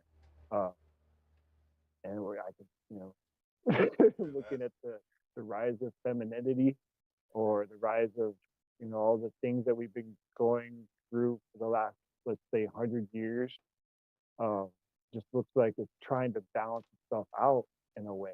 Like, that's the idea of the Nazis. That if you look at the swastika represents a certain spiral of energy. Well, the Nazis were only giving one spiral of the energy. If you look at images of Buddha's feet, if you just Google Buddha's feet and then try to look for images of what's on the bottom of Buddha's feet, well, you see both swastikas, one spiraling one way, one spiraling the other way. You say positive, negative. You say North Pole, South Pole. And so if we're getting too far into one energy, then there can be an imbalance. If I'm too feminine, if I'm too masculine, so there should be there can be a balance within my approach, within the world approach, and to have things socially in a way, it's kind of something that's built upon consensus, a lot of people agreeing to what's right. And so by the sharing of information, then we can then see with a larger data set, I'm able to be more accurate. If I read more books, then I probably have a better idea about what's available to me. If I look at more videos, if I images of listen to Buddha more feet. music, like put myself into these experiences and have that experience, and nobody can take that away from me. So then by then I can and give back to my community. It's like a pear tree doesn't eat pears, plum tree doesn't eat plums. So my gifts aren't for myself. My gifts are for the rest of the community, the rest of the universe. In Hindu, generally, they're taught to believe, or taught to understand, or have the experience that I am the cosmos. So identifying with the unlimited versus identifying with something that's limited. I'm a male, I'm a white male, I'm a 13-year, whatever age, Democrat, Republican, warehouse worker, all these different labels. And the label really kind of limits the thing. Once we talked about that before. Yeah, kind of. And cut me off anytime you guys want. I'm just kind of rambling. No, I know, but you was talking about the image. What was you saying about the images of the labels Buddha's feet? The labels kind of limit the thing. Now, Rose doesn't care what the heck I call it. Rose is going to do its thing no matter what I say about it. No, what was you so saying about the image of Buddha's feet? If you look at the bottom of Buddha's feet on his toes, there's on one foot, there's one set of spirals circling one way, and on the other foot, there's one set of spirals circling the other way. Those are, they call them swastikas. And it's just a representation of the way energy is flowing. Two spirals of energy that are flowing. You could call it the anahata. You have the idea of the anahata, or also called the Jewish star, or the Star of David. Oh, it's also called a tetrahedrogram. Tetrahedrogram. So tetragrammaton. And you have this equilateral triangle that you could say the base is on the bottom, and then you could say there's an inverted one that now the base is on the top, and that's the idea of the two. Also, the idea of as above, so below, or the spiritual, the cosmic, etheric energy, and then this earthly, grounded energy. So in Native American culture, the major colors were blue and red. Like the blue was the sky, the blue was that one triangle on the top, and then the red was the triangle on the bottom. You can look to the chakra system. The chakra system has the root chakra as red. And then as you rise up the chakra system, as the kundalini then rises, it has these different colors. We can see these colors in the rainbow. So these are all just different systems too. Not saying that one is better than other, but there's a lot of different correlations out there once you start looking outside of the templates that we might have been given. If we are all that's hard to do for some. No. Yeah. It's as hard as we make it though. For some, I'm not talking about for us. I'm saying for some it is, and we will make it hard for ourselves at times. And we might be getting something out of that. We might, and it might be the wrong time. I never noticed the Buddhist feet or the Buddhist palm had all these symbols and stuff. I never paid attention to that. Ever. This is crazy. Yeah, that blew my mind.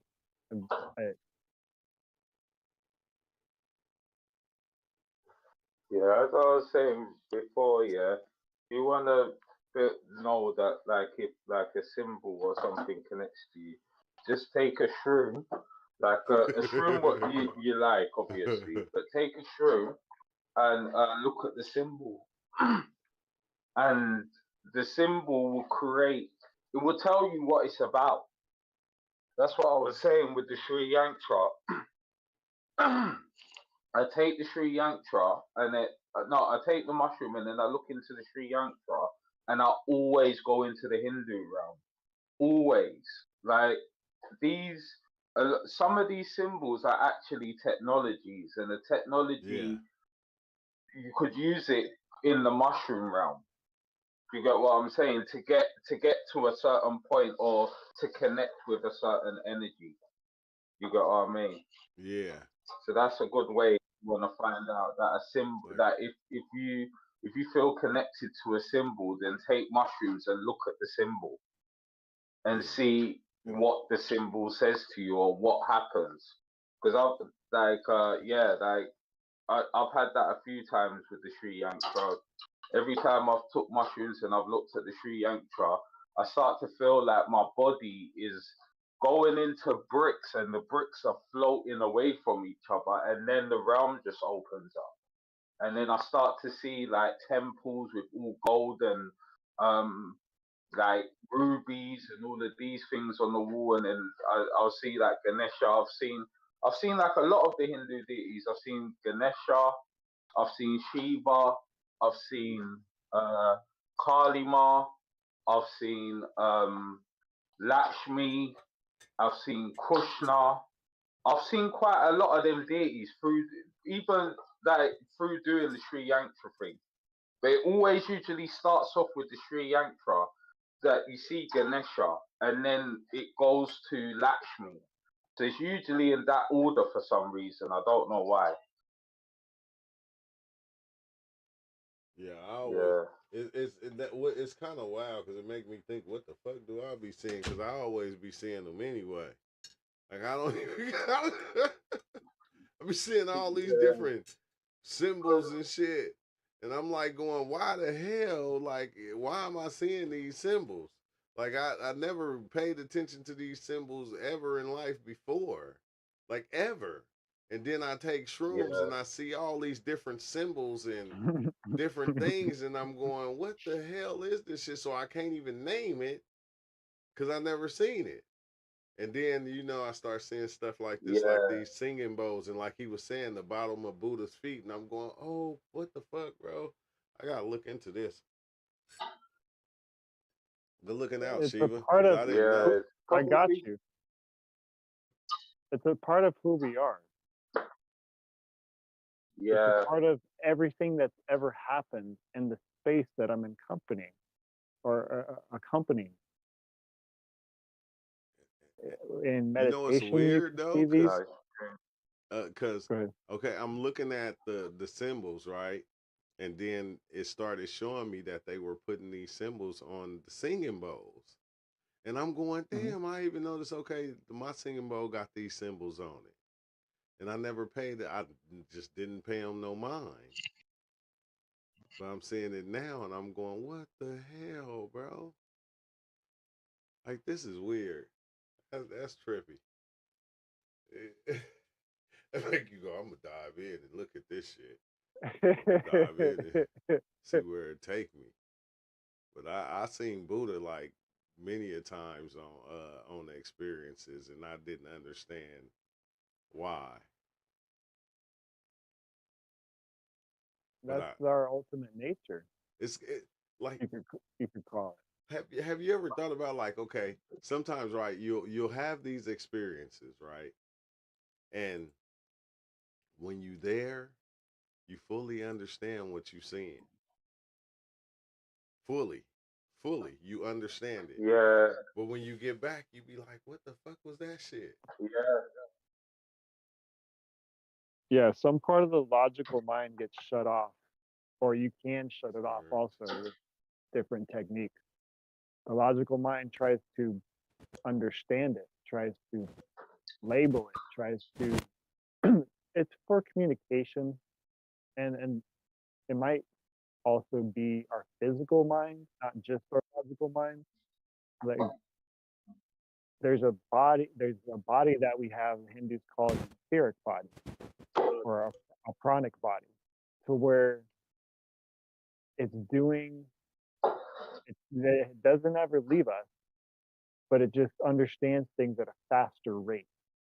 You know what else And it so makes you pay attention to? The what? fact that with a lot of things that you purchase have these symbols. And Yeah. you don't even understand you purchasing it. When you purchasing it, you don't understand that these symbols is right there on the products that you buying. Like Yeah. It's true. and it's like, But I what the feel like the fuck, bro? symbols This shit go. is crazy. Oh, sorry. Sorry. No, go ahead. No, go ahead. Go ahead. Yeah, I was gonna say because the symbols go straight to your subconscious. It's like the language of the spirit. Because like when you take mushrooms, have you ever tried to read something and you couldn't understand it? Like Man. real life, like you looked at a book and you couldn't understand them letters or you couldn't understand the language when you was on the shrooms, because like a lot of these symbols they talk to like directly to like our spirit or our subconscious mind. Like our subconscious mind knows what these things mean. And I feel like certain information we get on the shrooms is like for our spirit is too vast to bring it down because you can't logicalize it. You got what I mean? It's like what I was telling you before. Like the time I had a time, like the main time where I heard something where I couldn't accept it, and it was like I went to the I took six and a half gram, and I went like all through like the spirit realms. I saw like different deities and that, and then I got to like where I'm like I come encounter with like God, yeah, and it was like everything, and I was next to this being, and it was like everything. I could see all the realms. I could see like the Titan realm. I could see Olympians. I could see Hindus. I could see people living their lives on Earth. I could see everything. I was connected to everything, and then like God looked at me, but it was like an energetic thing, and it put its energy towards me, and it said to me, you know, all of this thing you could see right now, one day even this will be forgotten. And I was like, why? And then I come out, and I was like, get me out! You know, like Captain Western, like Leo. I was like, get me out of here! Get me out! Hey, that's what I had to Don. run and I had to roll this. I had to roll the joint, and I was like, nah, that really blew my mind because I was like, everything. I could see everything, and how is that not going to be even remembered one day? And it just blew my mind. Hey, Don Ron said, Dave, Don Ron said, I feel like my spirit body understands, but once you sober up, you separate a bit. Yeah. Yeah, like that some of the information is just for your spirit and for your subconscious. Because it's like it affects the thoughts you have after that. Like to say like if you're someone who is like prone to have like negative thoughts or prone to have like addictive personality, sometimes it's like the information it's giving you is directly just for your subconscious mind. So it could have an impact in your life. You get what I mean? Yeah. Yeah, so you can have him. Look, Yeah. it's funny, right? Because when you were saying that, I was it had me thinking, Dave, about the time where I seen the meaning of life, and like, bro, I'm telling you, I seen it so clear to where I understood it. And you know how when you see something off shrooms and it be so clear that you kind of just bask in it, and then as soon as you go, I'm about to tell somebody, and it disappear, and you like, wait, what the fuck? Wait, hold on, what was it? I just had it. I just had it. I knew why we was here. I had it. And it just go away. And it's like, it's exactly what you said, man. See all of this? It's gonna be forgotten one day. Yeah, I couldn't accept it. I couldn't accept It's like, it. I'm no, like, what is the point of anything then? yeah, it's like, what is the point then? What is the point? It's to enjoy it in the moment. Cause each, like, it's wild, bro, because every moment, even though it's the same experience, it's like every moment seems like a different experience. And it can get better, it can get worse, and then it get better, then it get worse, then it get better, better, then it get worse. And it's like, but every moment you get the experience differently, like every minute, every second. And it's like, like it's a beautiful thing at times. It's a beautiful thing, but other times it'd be like, God damn it.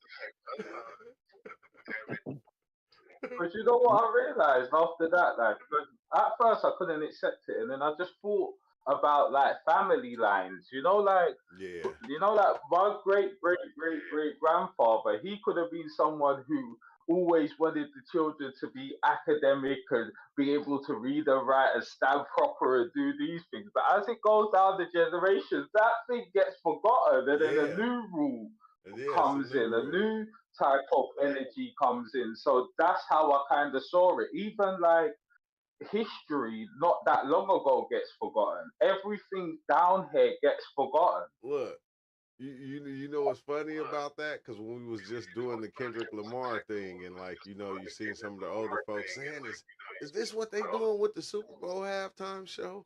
Like this music is this and this music is that," and it's like when they were young, their parents were saying the same thing. Like that's not music. Let me show you some music. They put on some old shit, and you be like, "That's some good music," but still though, this good shit, this new shit is what I like. Oh damn, we getting Yeah. feedback. It's like this new stuff is just it's made for the people now. It's a conglomerate of everything that Yeah, was. because like if I put like yeah, because if you put on music, yeah, that music from that time, say like if you used to put on Michael Jackson for like a 10-year-old, they'll understand it a little bit, but they wouldn't understand the energy of it of the time. How like revolutionary that person was at that time. So even like how great something was gets lost, or everything gets forgotten down here. Yeah, Everything. it gets forgotten. But we Everything. want it to last Yeah, forever, even bro. like your house, there was something there like couple thousand years ago. It looks completely different. Your house weren't there. There was probably some meadows and some deer walking past. You get what I'm saying? Yeah. And now there's houses there. Like that, even that got forgotten. Everything. You know what I mean? It's Lives crazy. on through. He said the We're events still trying themselves to get work out forgotten, what but the happened with imprint the lives on Egyptians, through and culture that and got forgotten. traditions. Yeah, and You we know trying to what I'm hold on to it. saying? I'm telling you, it was a time to where they was just blowing on the flute. Somebody picked up something and made flute music, and then somebody else came in with like a guitar string, and they said, "Hey man, that ain't music. You gotta go back to the flute." And then they mixed the flute with the guitar. Then somebody came with drums, and they said that ain't supposed to be in there. It always make me think about when they came over here and they first seen chocolate, and they said chocolate was evil, cocoa was evil, and it's like and it's like it's the same thing. We always do that with stuff. We'll make stuff evil. But somebody got feedback. Oh, you gotta turn your Dave. what's name down just a little bit, Dave. One sec. Demon. Demons, devil. I used to be scared as shit. That shit is not funny. I was hella scared. Because every time that's what they used to tell me, and that's what I started believing. When I believed it, that's what it showed me. Demons and devils. Demons and devils. And I'm like going, golly. Once I got over it though, and I said, damn, I'm creating the demons, I'm creating the devils. Like I can change that. Like I didn't know. Right. Yeah, but that's what I was saying last time. Like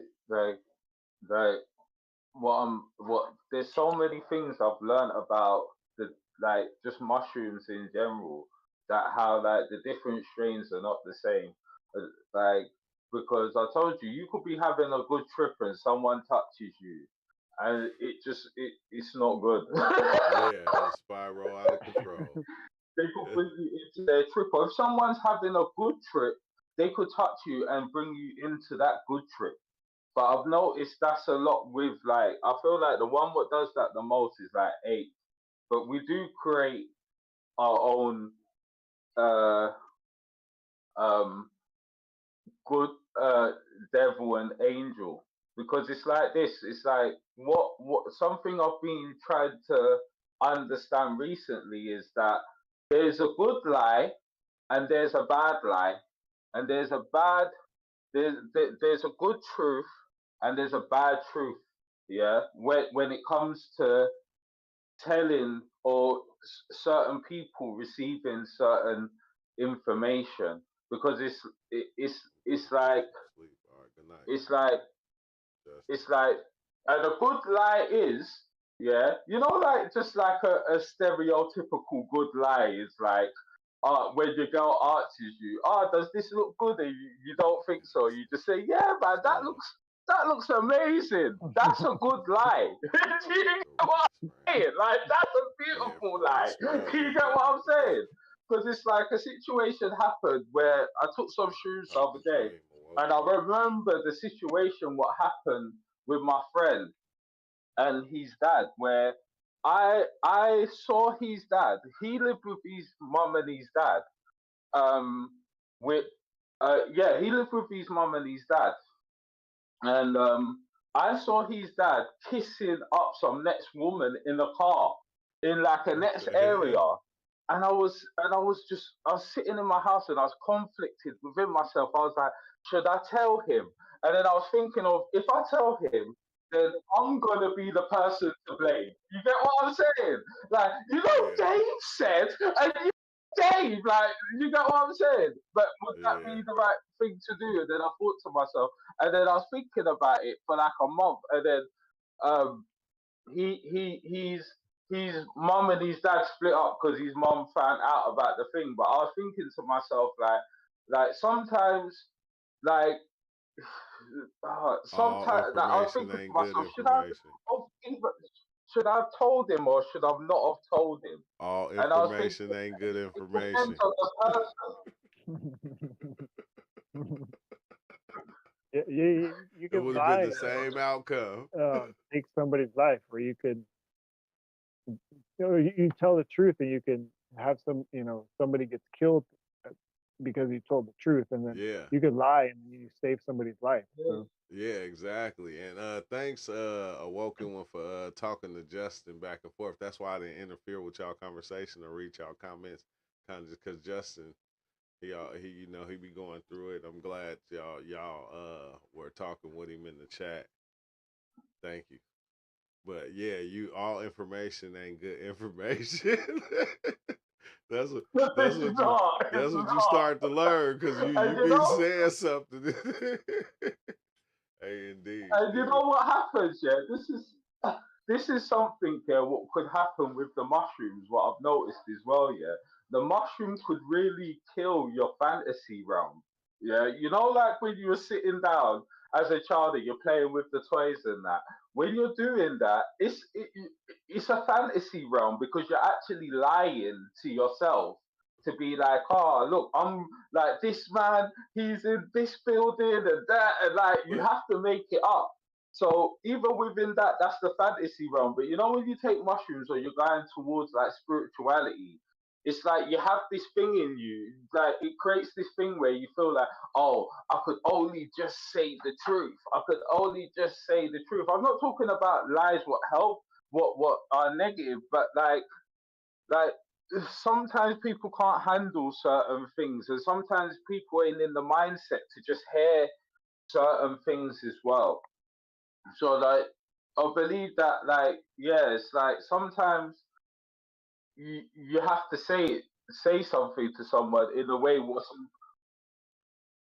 not like what's in a less harmful way, but you have to pull it in a different type of way, because it's No, like, that's yeah, not all information is good not information, all especially information. at certain times. Yeah, exactly. Like Justin, like what he was going through in the chat and talking to Awoken One. That's why Awoken One. That's why I wasn't reading y'all chat. I was letting you go like talk to him, because you gotta understand.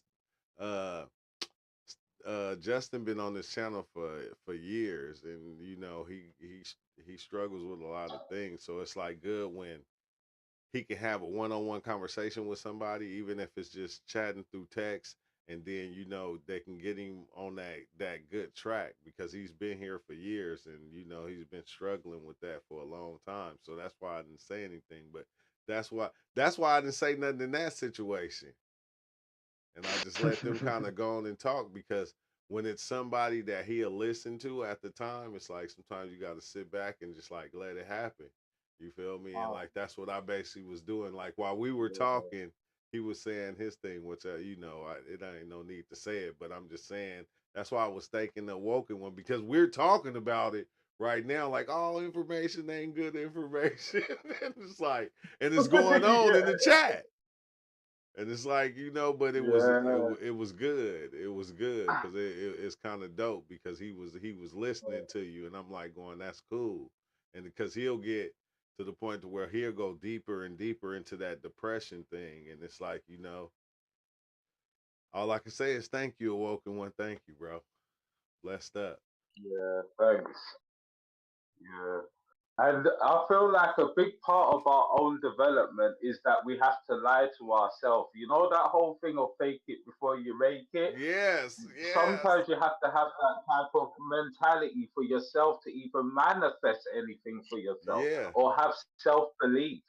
You Yeah. get what I'm saying? In So, order not to doubt I feel yourself. like sometimes the mushrooms could kill a lot of the actual positivity around lying. And I'm not saying lying to someone to manipulating lying, but you know what I'm saying. Lying to I'm telling yourself you. sometimes is Look, good. it's crazy, Dave, right? Because I've been cool for like so long that I don't start shit, but I take a lot of shit at times. Even when people starting shit, I calm shit down and I walk away. But today, you know, I woke up, I was feeling good. I did shit around the house, and my girl woke up and she like, let's go to the beach. And I'm like, okay, let's go. I go to the beach with her, and we get ready, we get out the car, we go and we start walking down the beach, and somebody pulled up on the side of the car, and they door looked like it was hitting her door, and she just got her car, and she like, is they car door hitting my door? And I'm like, oh dang, let me go see real fast. So I went over there to go see. I didn't say anything to the guys.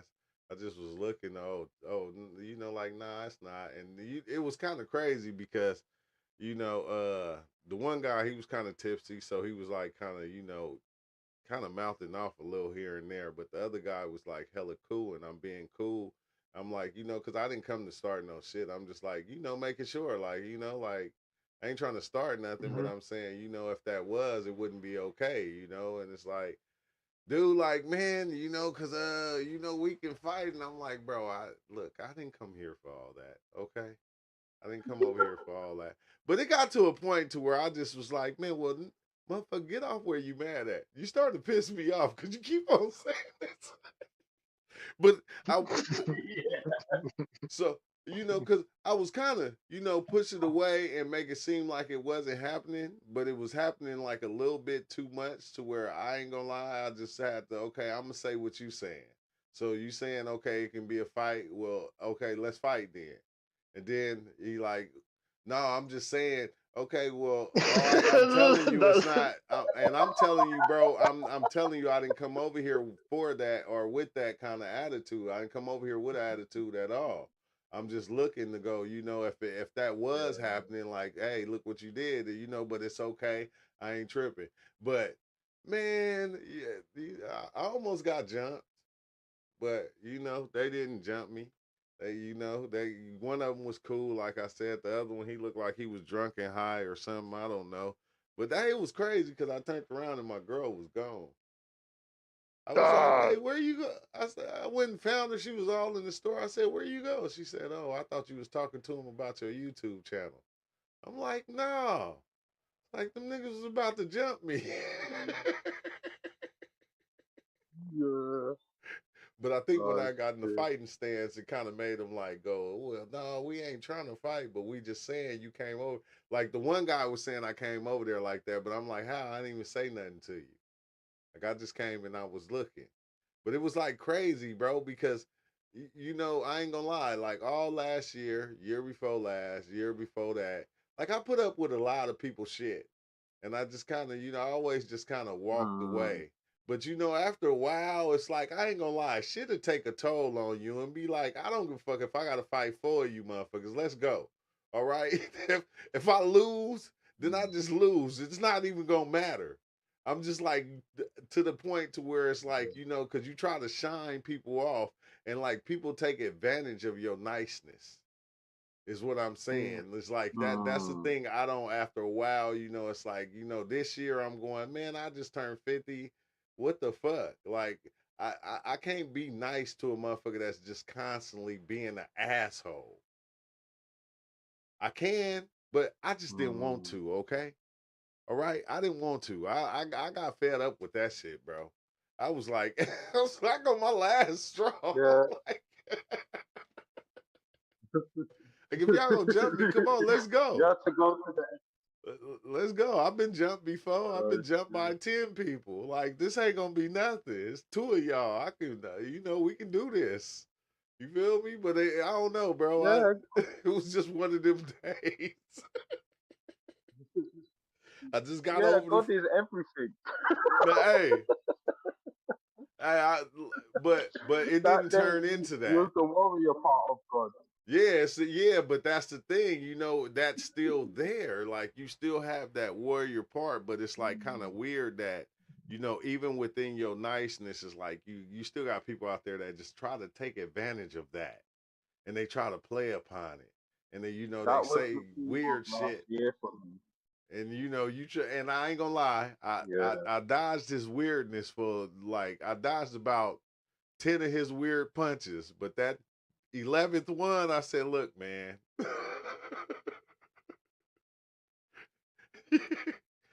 It's about We time all we got need to limits, come to bro. blows, okay? We need to come to blows right now. Cause I know even if we did and y'all jump me, I know I'm gonna whoop your ass. I'm gonna whoop your ass. He can punch me as much as he want, but I'm gonna whoop your ass. Yeah. I was like to that point, bro. Yeah. But the No, other it's guy, he true. was still cool. He was being cool about it. You feel me? And everything, you know, even with the, you know, the back and forth. But he like, you know, we drunk and shit. And I'm like, I'm not drunk. He like, you want to hit this blunt, bro? I don't even smoke no more. Which I probably, you know, I probably need to start back smoking, but I can't because what I'm trying to do. And it's like, bro, you just get after a while, you feel me, of just taking, you know, a lot of people's wood because it's like it ain't like people don't know what the fuck they be doing. I think at times. And and Yeah. and I'm not saying I, you know, because my girl was like, see, you always telling us, don't let people control your anger, but that one time they let you get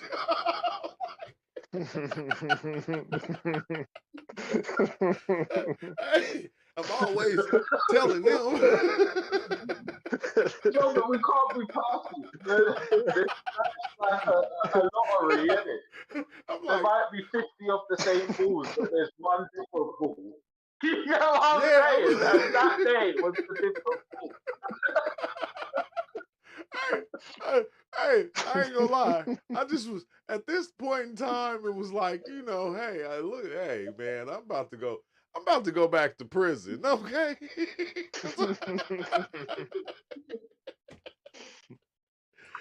But all in all, Yeah. I'm glad it didn't go all the way there. But he was pushing it. He was pushing it. I just wanted to fire off on him so bad. But I said, I ain't even that type of person no more. I want him to take the first punch so I can just, you know, try to punish him. I don't care if they got a knife, a gun. It don't even matter. Yeah. Hey, I just got over. You know how, why whenever we get in these positions, why we make up all these goddamn excuses like I just got over a cold, I was sick, I already was feeling bad.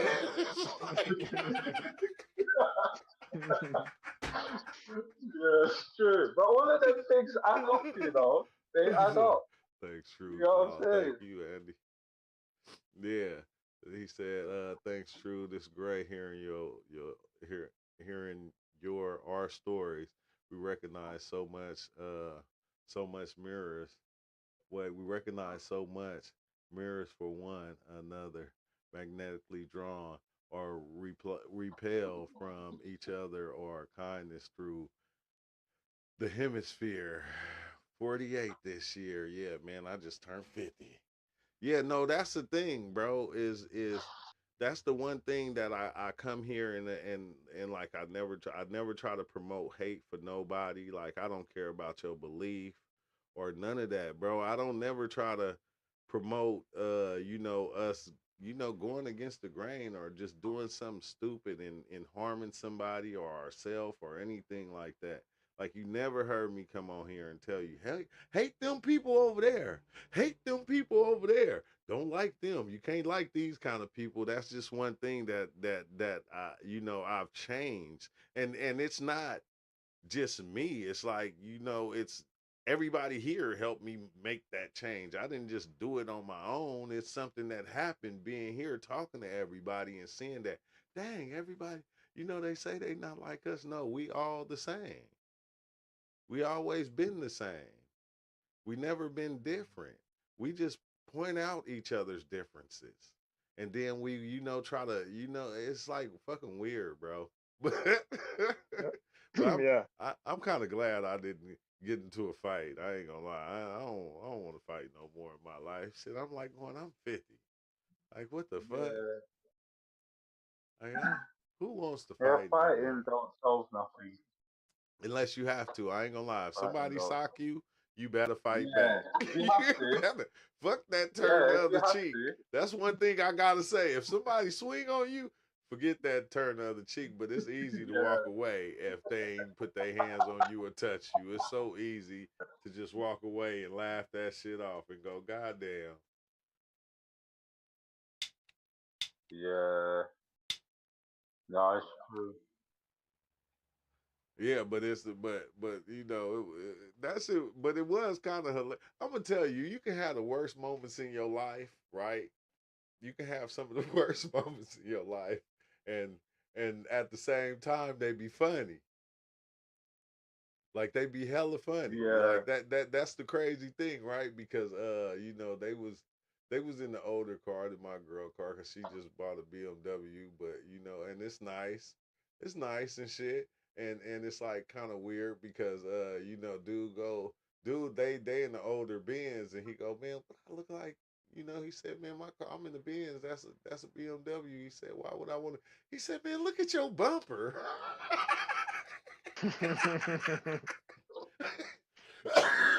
Hey, I didn't know the bumper was that terrible until I looked at it. I said, damn, that's what it looked like? Damn, my bad. The whole car looked good. I said the bumper looked like, they put on a new bumper or something. But I'm like, oh, I said, in the worst, craziest time, it was still funny than a motherfucker at the same time. You feel me? I think that's and, and when I brought my girl back to the car, that's the only thing I could tell her. You feel me? Like, babe, he pointed at your bumper and he said, man, look at that bumper.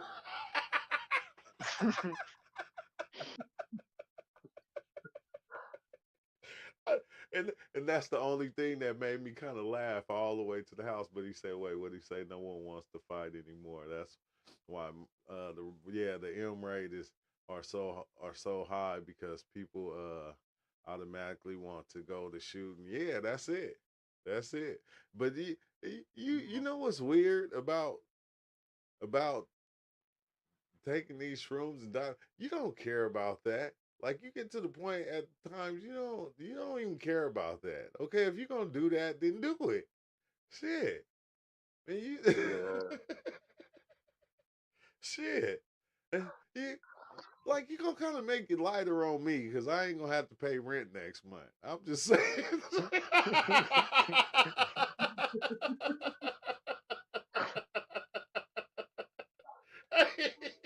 I'm just playing. That's just a joke. But I'm yeah, just saying. But for real, it's like you don't be caring about that no more. Totally awoken when you said honestly everything that we all thought. I have a massive thunderstorm around me in Australia right now. Living in my truck, really cool. Dang, bro. Dang, you said you living in your truck? Like what the hell? Man, don't you like yeah. Man, that's crazy. Don't you know? I lost my car. I lost my car. What was it? Dang, was it like a couple months ago? I had lost my car. We had got another one like a few weeks ago. But damn, like I couldn't imagine losing my place and having to live in the car. But it's not just me, so I'm just going, God damn. But I lost my car.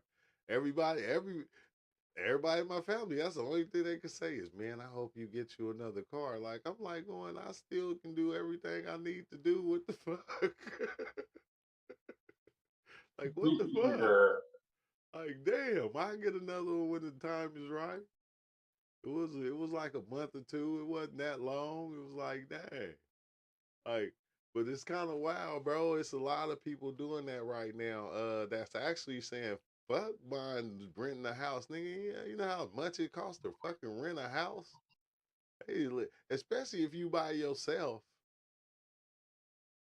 There's so many people in California just said fuck it and start living in their cars. Turned their car into a straight house or a home. Like, but in my younger days, I did that shit too. People saying it's weird fog everywhere. Like, Yeah. yeah, but I was just thinking about how you said just drive to the beach. Like in February. Wow, that's amazing. Like you man, right cannot after drive my to the beach birthday, what where the I am. fuck? There's no beach. Especially in February. Oh no, the beach was nice, bro. When we got out, it was cold. But Yeah. once you started walking, it seemed like it just, I said, because I was going, why people got on short pants and it's cold? And they shit. Once you started walking, you said, oh, this why. Because this shit feel good out here. Yeah. But it's crazy because out here in San Diego, a Oh, lot of people live in their cars by the beach. By the beach. Ah. So you can just set up a tent Yeah, at the beach. that nice. Just to leave your house and be able to just go and jump in the sea. That must be Yeah. nice. And just go right to the ocean. Damn, what's wrong with my lighter? And just go right to the Yeah. ocean and shit. You say, get a solar power system, 2 big water tanks, and you're set. Them spring maps, you can look up and find spring water damn near anywhere, but not every spring is free. Only some are. Yeah, they out there at the beach, boy, they be living on the beach in their cars, like having small like my neighbor just moved out and they had a whole mobile home they gave away. That shit was huge too. That shit was like a 2 bedroom apartment. Hey, somebody came, they fixed that shit Yeah. fast and rode off in it. I said, damn, I forgot I could have used one of them. but but at the beach, like they got bathrooms, they got showers, they got everything. I'm in Australia, rents are ridiculous. Wow. Crazy, very hard. Man, out here, yeah, that's what me and my mom was talking about out here. Like a studio apartment now is like 1,200. That's a studio. We talking $1,200, $1,300. Wow. Yeah. That's some UK prices. What?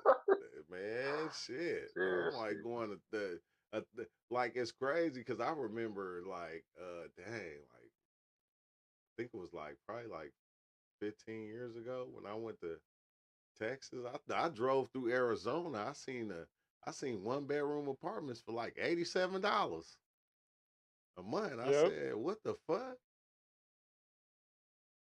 Said you don't see that Wow. out here.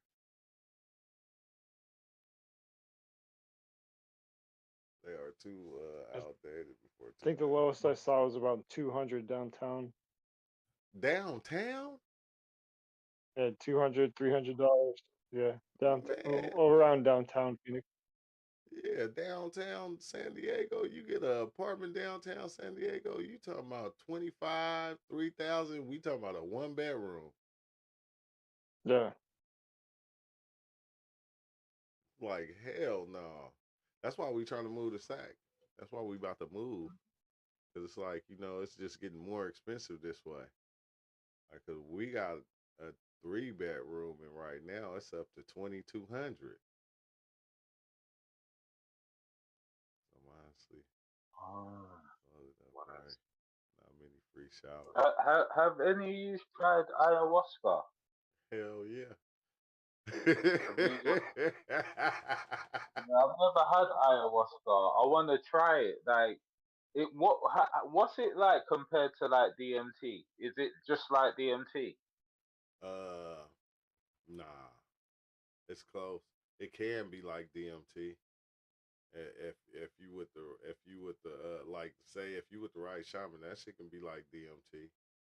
But I when I went with Master Creator, then when we went to the Joshua Tree, I did the we did the ayahuasca, me and Charles, and we did the ayahuasca with like 3 or 5 grams of shrooms. That shit was crazy as hell.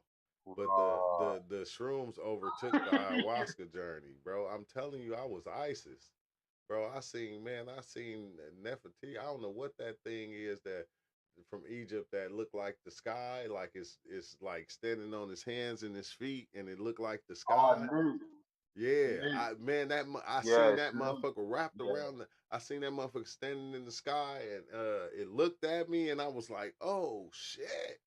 I was like, "What the fuck?" But it was like weird, bro, because when I seen Mother Ayahuasca, like like I like this is the cold thing, Dave, that I was gonna say about mushrooms.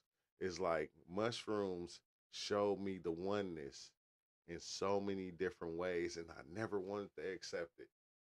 I never wanted to accept it. Yeah, because every time I speak about it, somebody will go, "Well, no, that can't be. Everything is this and that, and all these different other things." But over and over again, every experience, they'll put me in the oneness and show me it. And even Mother Ayahuasca showed me. And like so I'm looking in the mirror. Say I'm Mother Ayahuasca looking in the mirror. But the Yeah. reflection of Mother Ayahuasca was me. And she was the reflection of me. I was the reflection of her. She was the reflection of me. And I'm going, no, no, no. And Oh, yeah. she just showed me so many different ways that it was like, what the fuck, man? I was like, no. I was like, hell no. But she showed me like so many different ways that I had to accept it. I had to accept it, and I said, "Damn!" I said the psychedelics are just us. They're just us. Yeah. Like in a way that I the best way I can explain it is this like it's the way to show us that we are these infinite travelers.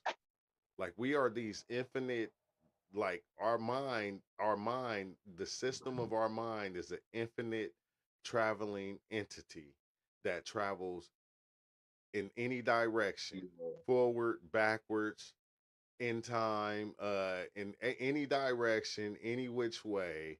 It's just a fucking eternity of traveling. Period. Period. That's the best way I could explain it. Yeah. It's like Yeah. I don't know. That continuous expansion. You know what I mean? Huh? Yeah. Wow. Ayahuasca with the shrooms. That's nuts. That's like me with when I first done DMT. I took like 3 grams of like penis MV6, and then I smoked the DMT, and that was nuts. I bet it Yeah. was. Andy Andy sings, yeah. So I heard somebody say that a while back. Said that it's expensive to be poor. And I was like, damn, that shit makes sense though. Because when you think about the like a person that's spending less on mortgage than we spend on rent, is you just it's a lot of different things that just make you go, what the fuck, man? It's expensive. Yeah. Just even being homeless, that shit ain't cheap. Ain't nothing cheap. Cause now you buying food. Now you got a fridge though. Just think about the ones that don't have a fridge that got to spend money on food every day. Hey Dave, you got feedback again. Hey Dave, you got feedback again. One sec. I just want to hear it. Being in nature always is a wonderful blessing. Being on the road, homeless, have been homeless in my 20s in the city. See, fucked up. Out here, so freeing. I bet you it is. You get to move how you want to move. And it's just you. Man. He had to do the dolphin emoji. Yeah, where's Theo when you need him? The dolphin emoji. No, I bet you it is freeing. It is freeing because when you think about it, like a lot of us are tied down without accepting that we are tied down. Like we already committed. We committed to paying rent. We got a lease. We committed to a lot of these different things to where we'll do whatever it takes to keep that going. Like, we'll go from job to job to job to job. We'll go and do this and do all these different things to keep this right here. Like, like shit, man. If I didn't have kids and a wife, yeah, it'd be like, man, let me just let this shit go and just see what happens. Let me just go out there one time, just fuck it, fuck everything, and just kind of see what happens. Like be on some Jesus type shit, cause I never heard Jesus go, "Hey man, hold on, let me pay for that." He didn't pull out no money. Did Jesus ever carry money? Did he ever have That's any? a good question. Did he? I don't remember one story about Jesus actually having money and paying for anything. Yeah. That's not a good look because we all know people where they never want to spend no money on that and they always want you to get it.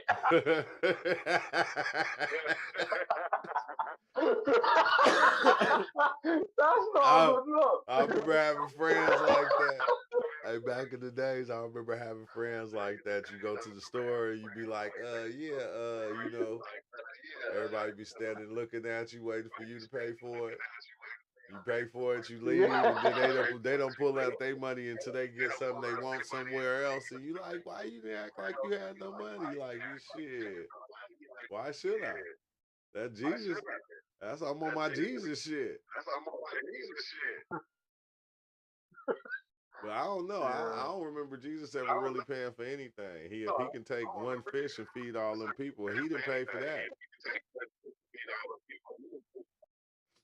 Yeah, I think you don't got no headphones, Dave. Yeah, one sec. You gotta put your headphones on because they got dummy feedback. But I don't know, bro. Did Jesus ever pay for anything? Anything? I think they left that part out. What? What you mean? I don't. Hey, I'm like,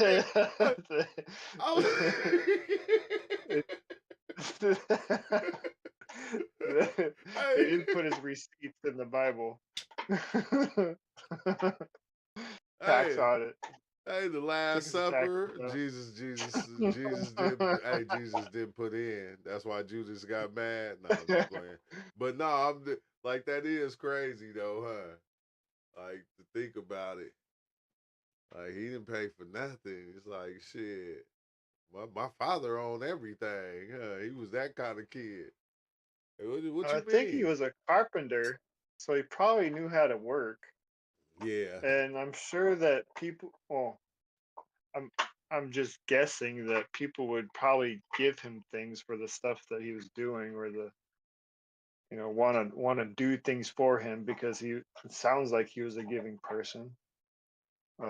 He said, So that barter system was alive and well back then too. So he probably did okay. He wasn't trying to, in my opinion, he wasn't trying to like be rich yeah, or famous, but nah, was just trying to,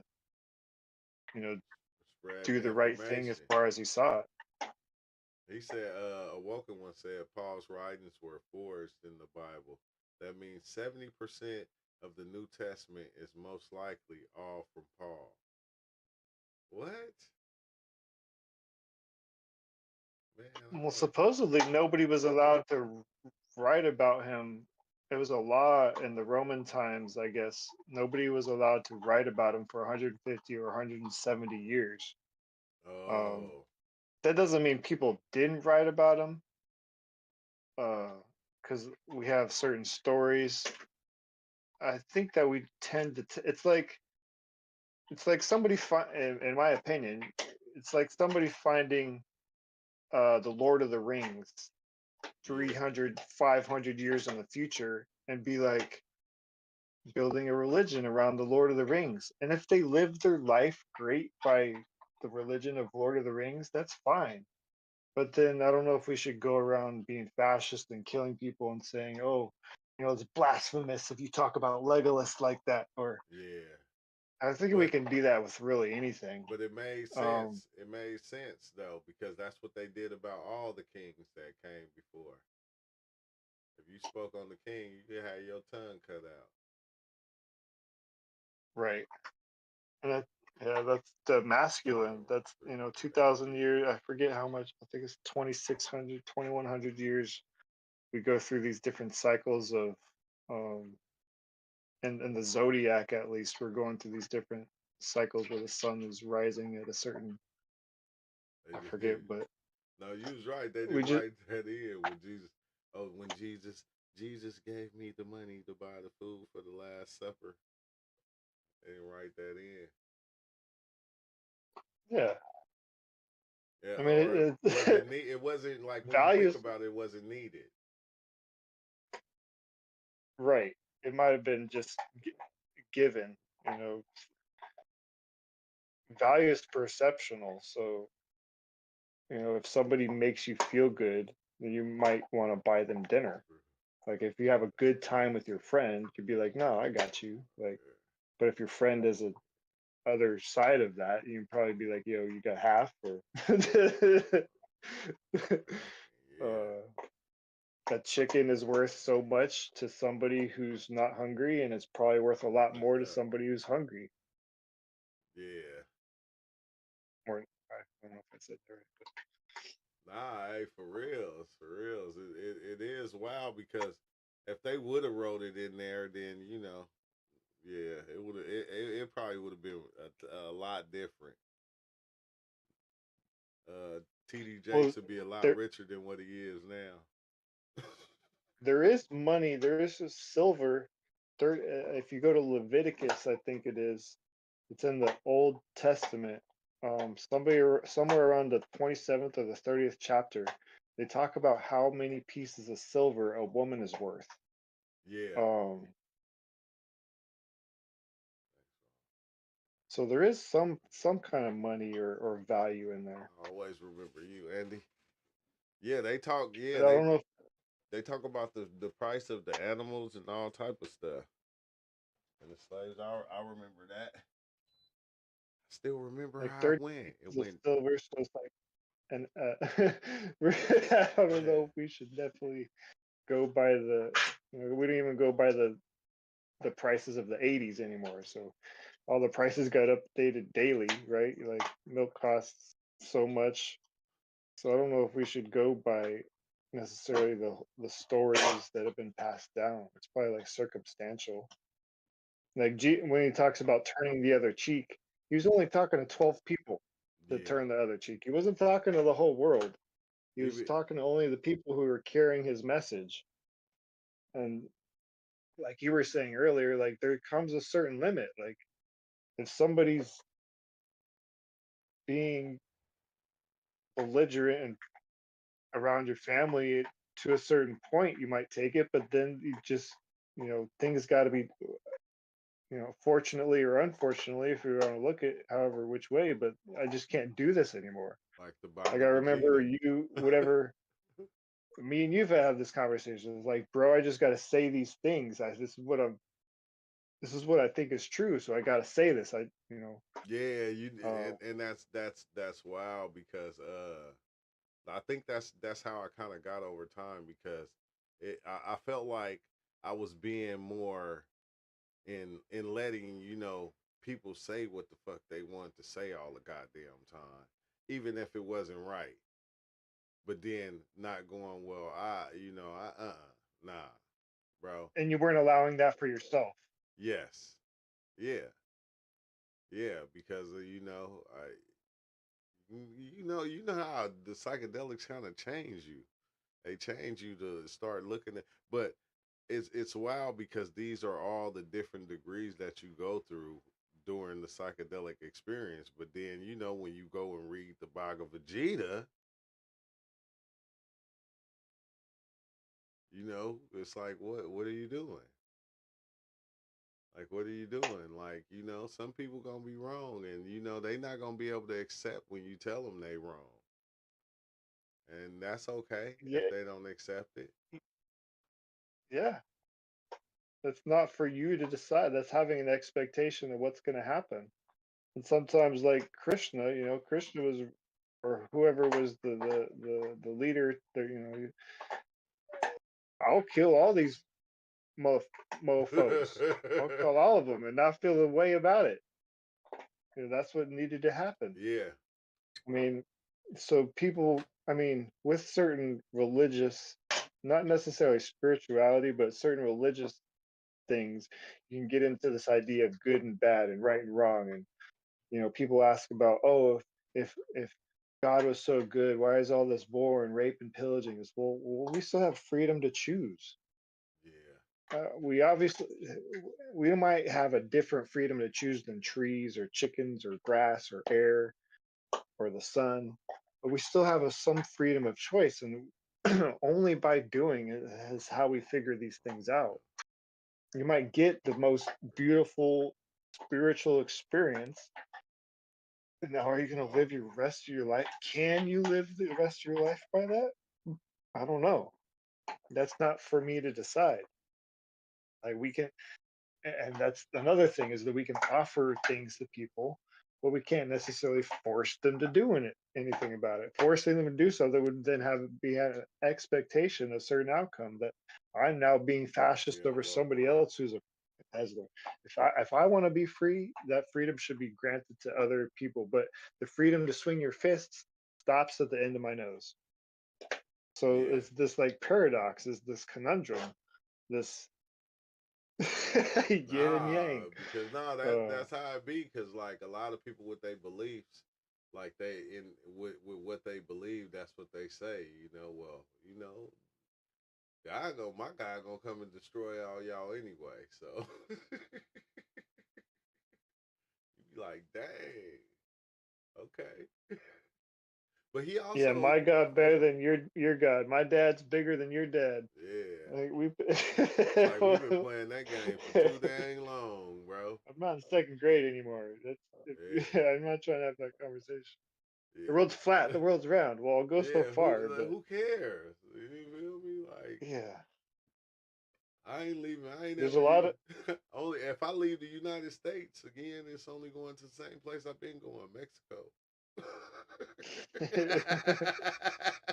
So I ain't going that far anyway. They won't let me. It's like they won't even let me go that far. I've been hearing talk about making Canada. Well, this is NAFTA was around in like 2008, and that's the idea of Canada, Mexico, and the U.S. becoming one country. Oh wow! I don't necessarily see that as a bad thing. It's just the way that it's done could be beneficial or could be detrimental, depending on how we do it. But I've heard different sides of that idea. Also, along with like the idea of a world government, and then Yeah, the or a one world. world government. I mean, if we really want to go to different planets, and we haven't even gone to most of the ocean, but we should probably stop fighting. It's like it's like If it we have wasn't, this house, and people are trying to get another house, but we don't even we're not even cool with the house that we're living in right yeah, now. People are fighting in the house, like I'm gonna come take your house. um, Look, I like your house better than mine. I'm just saying, some people y'all. don't even have a house. Yeah, what the hell? Y'all got tacos over there. Y'all, we don't got them real tacos. We got them fake tacos. Taco Bell. You feel me? We want y'all tacos. Like on life, he said, "How about I take your cornbread?" It's like shit. Bro. Like I don't that I think that's part of it that I don't get at times is the fact that like we want like we think we'll be better with other people's shit. And I don't know if one world government would be good or not. But I'm just saying, wouldn't it actually stop the wars? Like, cause we all be the same place. Everybody have freedom roam. Yeah, you don't need a passport anymore. We don't need all these different currencies. Yeah. Um, there's a lot of benefits to it, right? But it has to be done in a way that's not totally fascist for the people. I mean, it doesn't mean that cultures, because we still in the U.S. we have so many different cultures here in the U.S. Like the North and the South, and even parts of different cities are even I'm in different. Discord. And So yeah, I mean, if we're gonna go to another, we should probably pool the resources, right? You ask everybody in the house what you want. If you're gonna go to the grocery store and everybody throws in $2, well, you can get it more stuff or whatever. So yeah, like it's kind of weird, right? Like this is a scary thing though to me. Exile is like everybody wants the best for the ones around them.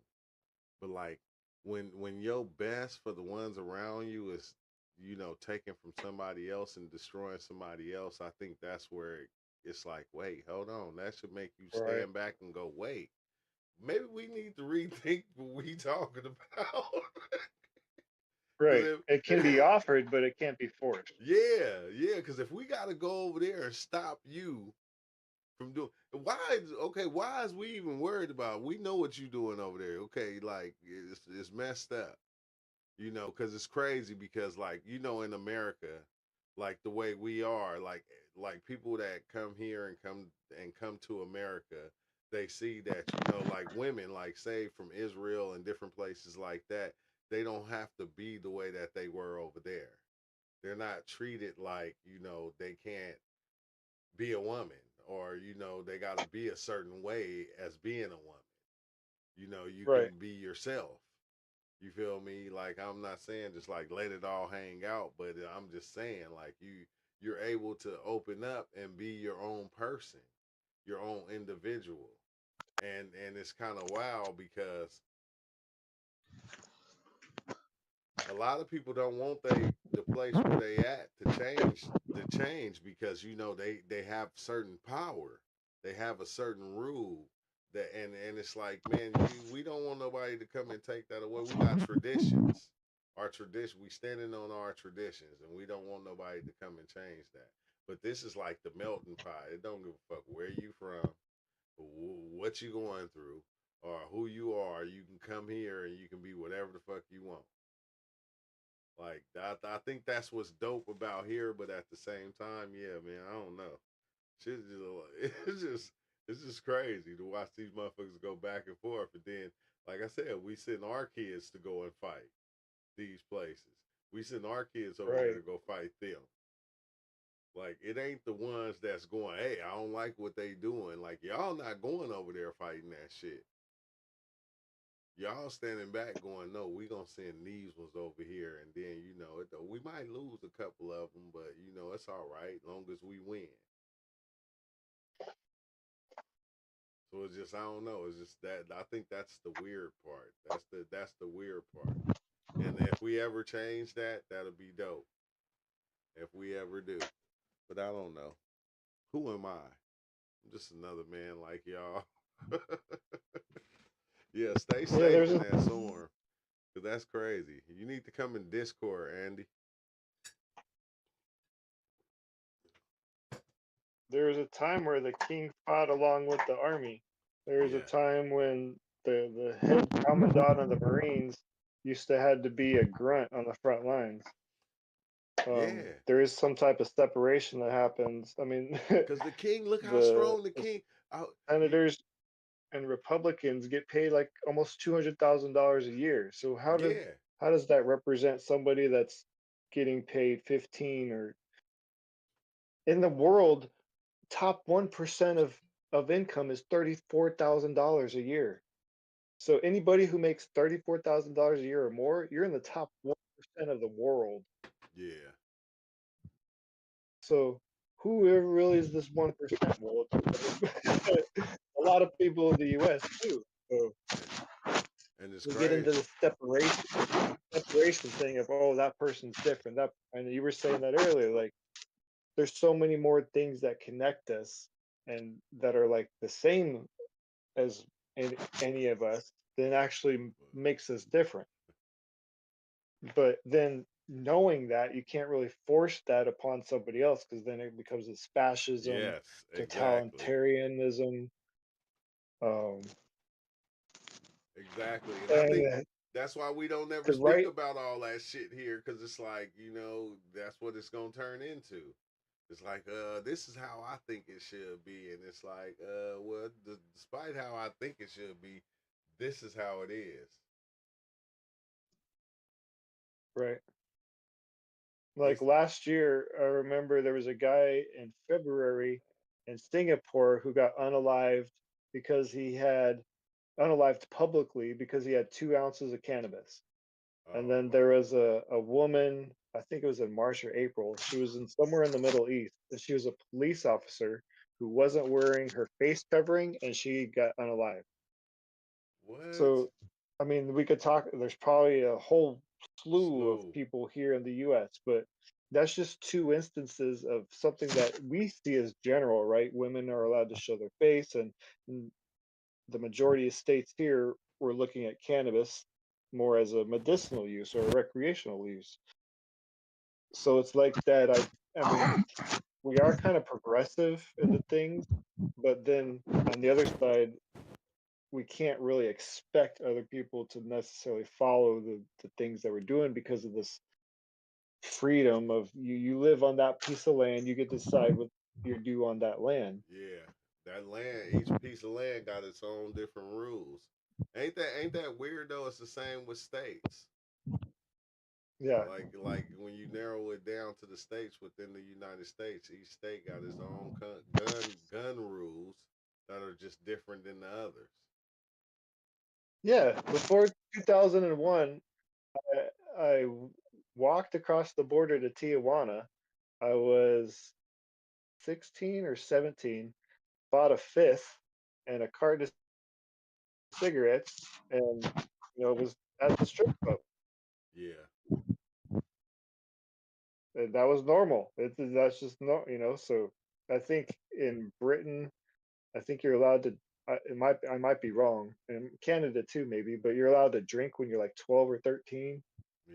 Um, Which I is think the marriage age is different in certain places too. So that's weird. It's only these hard to put. guidelines, So these quote laws, are just made by people, and you know, you yeah, just was get it? disciplined if you don't go by the guidelines or the Hey, cause rules, I hear just all the because they have the stories. power. That's the ain't that funny though? Cause don't you kind of laugh at all like being that you in Arizona, right? And I'm in San Diego, and I know people that go to Tijuana every weekend, and then you hear people outside of California or outside of Arizona go, don't go to Mexico, cause this, and this, and you like going, man, I know people go out there and party every weekend.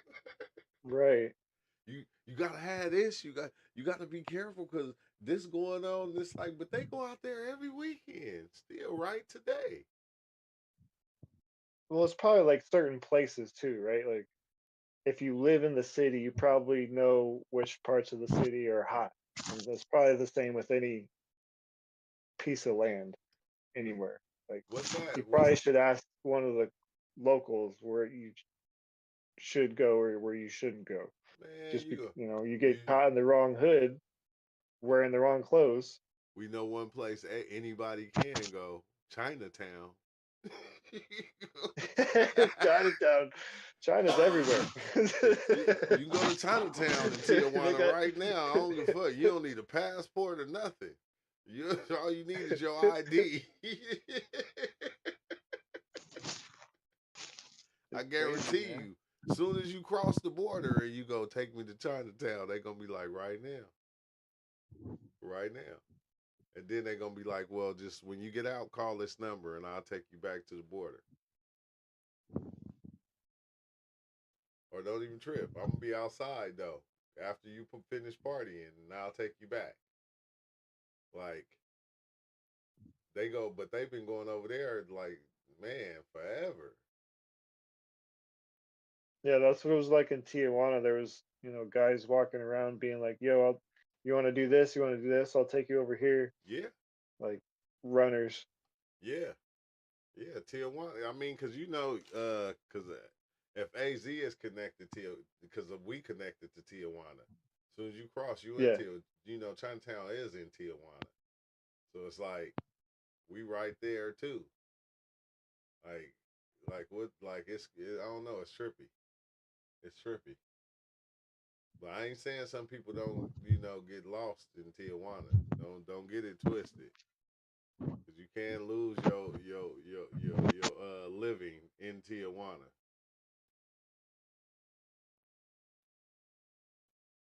Yeah, keep your head on a swivel. Keep some kind of common sense around you. Yeah, You're going to different places you ain't never been. but it's wild because when you go and you go to the clubs or you go to the places out there, you see everybody in there is from over here. And you got to understand, like a lot of people don't understand. They don't want to lose that money. Like Right. you think they want to lose that money that they bringing from America over there? Like I remember we paid Exile. We paid $10 to get in the club. $10. All the drinks was free. Yeah. I'm going. The club didn't shut down till 3 o'clock in the morning. I'm like, all the drinks is free. Like, what the fuck type of club is this? You don't see no shit like that over here. You pay $10 and you get in, and all the drinks is free. No, you gonna pay $10 to get in, and drinks gonna be $15 a pop, Right. $20 a pop. Well, that dollar goes a lot longer over there. Yeah, yeah. He say, I sit here very lucky. He say, let's see, lucky that I can, as a woman, both parents from Northern Hemisphere, but I'm a freer country man. Escaped the World War II as a child. We all chose to jump in the where we have. I feel. Dang, Andy, that's crazy, bro. That's crazy. But you free. You free. You can't be mad at that. Shit. Hey, I'm gonna jump off. I appreciate you, bro. Have a beautiful night. All right. Thanks for yeah. Oh damn, it's been 3 hours. I gotta go to sleep. I get some rest. I gotta wake up to take the kids to school. But all right, Exile. Thank you, All bro. right. Yes, All sir. right. Yeah, man. Thank everybody here, man. It's been cool. I said I was able to I was able to actually sit back, chill, and finish my birthday drink that my son bought me. I didn't even have a chance to finish it. Yeah, but yeah, peace out, Awoken One. And yeah, thanks, Awoken One. Like that's the I'm gonna tell you, bro. That's the beauty of this channel, bro. It's like a lot of us be going through things, and then it's crazy because when somebody is, in the chat saying certain things, I'm glad that people don't just start to attack that person and and make that person feel uncomfortable, bro. You feel me? The way you was talking to Justin, man, I was like, dang, bro, I had to sit back and kind of peep it. Like I was watching y'all whole chat. I ain't gonna lie. I didn't read it, Awoken One. I mean, I didn't read it out loud, but I was reading it and watching you give him different methods and different things to do, bro. Like that's cool. And then even with Andy, you feel me? And everybody's talking to Andy, Don Ron, and you feel me? I thank y'all because it's like crazy because when a lot of us is going through these our hardest times in life and we're being a certain way or saying certain things, it's like we peep it and instead of attacking each other, we kind of help each other out and give different outlooks. We give each other different outlooks on life, different things that we can do to in order to change the way we feeling at that moment. And it's like, bro, that's the beauty of this channel. That's the beauty of this channel is like us all working together and doing stuff like that. And it's like, wow, the fact that everybody kind of sit back and like once that person, because it's like one person will begin to talk to another person and they will kind of hit it off and begin to listen to that one person, and for everybody to sit back and not jump in and let that shit just happen, bro, that shit is beautiful, man. I ain't gonna lie, it's beautiful. It's beautiful. You feel me? I ain't no crybaby, but sometimes when it get real beautiful, like it kind of make me, it kind of, I get kind of teary eyed. I don't mean to, but it's like it's just it's a beautiful thing, bro. And I thank everybody for that. I thank everybody that come in and actually do that. You feel me? And we talk to each other, and then we make friends from all over the world, and it's like, man, we all the same. We only want to see everybody in a good position. That's it. That's it, man. Love to each of you. Yeah, love to you, man, too, Andy. Thanks for even sharing. I wanted you to kind of come in on Discord because I wanted to hear that storm. So like I'm saying, like when it's storming like that, man, sometimes come in Discord so we can see the storm with you and ride the storm out with you. You feel me? Like don't be scared to pop in, bro. And and I just thank y'all, man. Thank you, Don Juan. Don Ron, Awoken One. That should be beautiful, bro.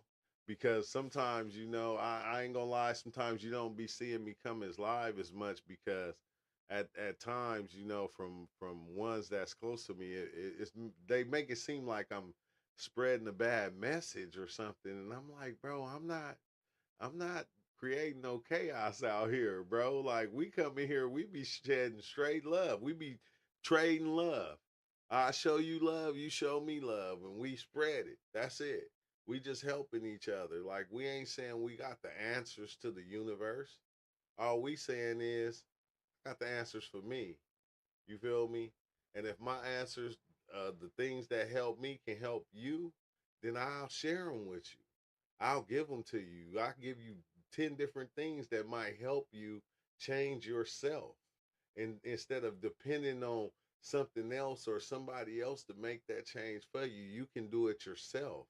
You don't really need nothing else. You're the one. You the one that's creating your sadness. You're the one. You can change that. And I think, yeah, it's all genuine, bro. And that should be so beautiful, bro. But that's why I keep this shit going. That's why I don't stop it. That's why I don't try to name it. I don't try to ride the narrative of what everybody think a YouTube channel should be about, bro. Cause we friends just coming together, talking about shit that we talk about. That's the thing that I love. It's like we don't have to create a narrative. We can come together, and once we start talking, the narrative gonna create itself. It's gonna the video is gonna make itself because we're just gonna talk about things that we normally just talk about or we think about. And you feel me? It's like almost like just having conversations with friends. Like maybe I need to check. No, the channel is True Life Stories because it's not just my story; it's your story. You feel me? You brother give us special, and thank you again. Love you. Yeah, yeah. Love you too, man. All love. No homo. No diddy. Or should I say no diddy? Nah. We ain't even gotta say that because it don't matter, man. You can say I love you and still be who you are, man. I love everybody that's been on the channel, everybody that came and shared they self, everybody that came and talked to somebody else and gave them that little push that they needed to make them feel better. Cause y'all had what's name feeling good. He said, man, I'm about to go to sleep. I feel, like that should be cool, bro. It don't get no better than that. And it's all authentic. It ain't no, it don't take no effort. It don't take no effort for us to be cool with each other. It don't take no effort for us to love each other and appreciate one another. Bro, that shit ain't hard. It is not hard. And that's the cold thing about it. I think that's what's authentic about the channel is y'all, is everybody that's out there. Y'all is the authentic. Like me too. Like I'm a part of it, but we all doing this together. This ain't just me. It's us together making this happen and doing this thing. And it's like weird because I noticed that when people come here, they're not scared to show their worst selves. It's like I can show my worst self because I know when I show myself at my worst, it's gonna be people out there that's gonna comfort me. There's gonna be people out there that's gonna say the things I need to be said to help me better myself and be a better person and be better for the world and look at the world differently because of people like y'all. And that shit is beautiful, bro. You can't beat that because we not fucking acting. This is not no act. So anybody that's new out there, bro, this is not no act. When you see this happening, this is not no act. We not doing this because I'm not doing this because I'm getting paid to do this. I do this, I come here and do this for free all the time. You feel me? We all do it for free all the time because we really want to make the world a better place. Like, not I'm doing this because I want to blow up and no, no, I'm not following the narrative. You feel me? That's that, and that's why it goes the way it is. That's why it's called True Life Stories, because it's everybody's story. This is all our stories in one that we're sharing, that we're giving. Yeah, it's about psychedelics, but psychedelics, we go beyond psychedelics because I hate to say it and I hate to stress this enough is we make the psychedelics ourselves. Like we are the psychedelics, but a lot of people ain't gonna understand it yet. But once you dive in enough, you're gonna see. And I hope you get to that point to where you see that we are the psychedelics. You feel me? And that, the beauty of us is the shit that make this channel what it is. The awoken ones, the Andes, the hey, the Don Rons. Like we the ones who make this thing what it is. And I thank y'all. I thank y'all. I thank you. I thank you. I thank you. I thank even the ones that just sit back and just watch us do our thing. Because a lot of people, if you notice, a lot of people don't even talk till later. A lot of people don't pop in till later because a lot of people don't be wanting to share they self. And we be sometimes we'll share the worst part of ourselves and the best part of ourselves at the same time. But a lot of people don't catch up till later, which is cool. It don't bother me. But I'm just saying, you're gonna always see it's gonna be always a beautiful experience here. And I thank everybody for even being here and making this what it is. And damn, I'm surprised we lasted this long. And we gonna keep going. We gonna keep going, man. Let's hang out in our dreams. No, hey, that's what's weird, right? Hey, I dream too much, Andy, bro. Don't say that, cause it's a lot of people here that I'm gonna talk about it next time that I seen within my dreams, and I was within my dreams. Like even my dream last night, which was the trippiest dream because it was a portal that went up to heaven, and one of us got in the portal and went up there to go talk to whoever, and we were all standing talking about it like, oh yeah, he got in the portal, he went up there to go talk to the creator and all. Man, I be having all these fucking crazy dreams, bro.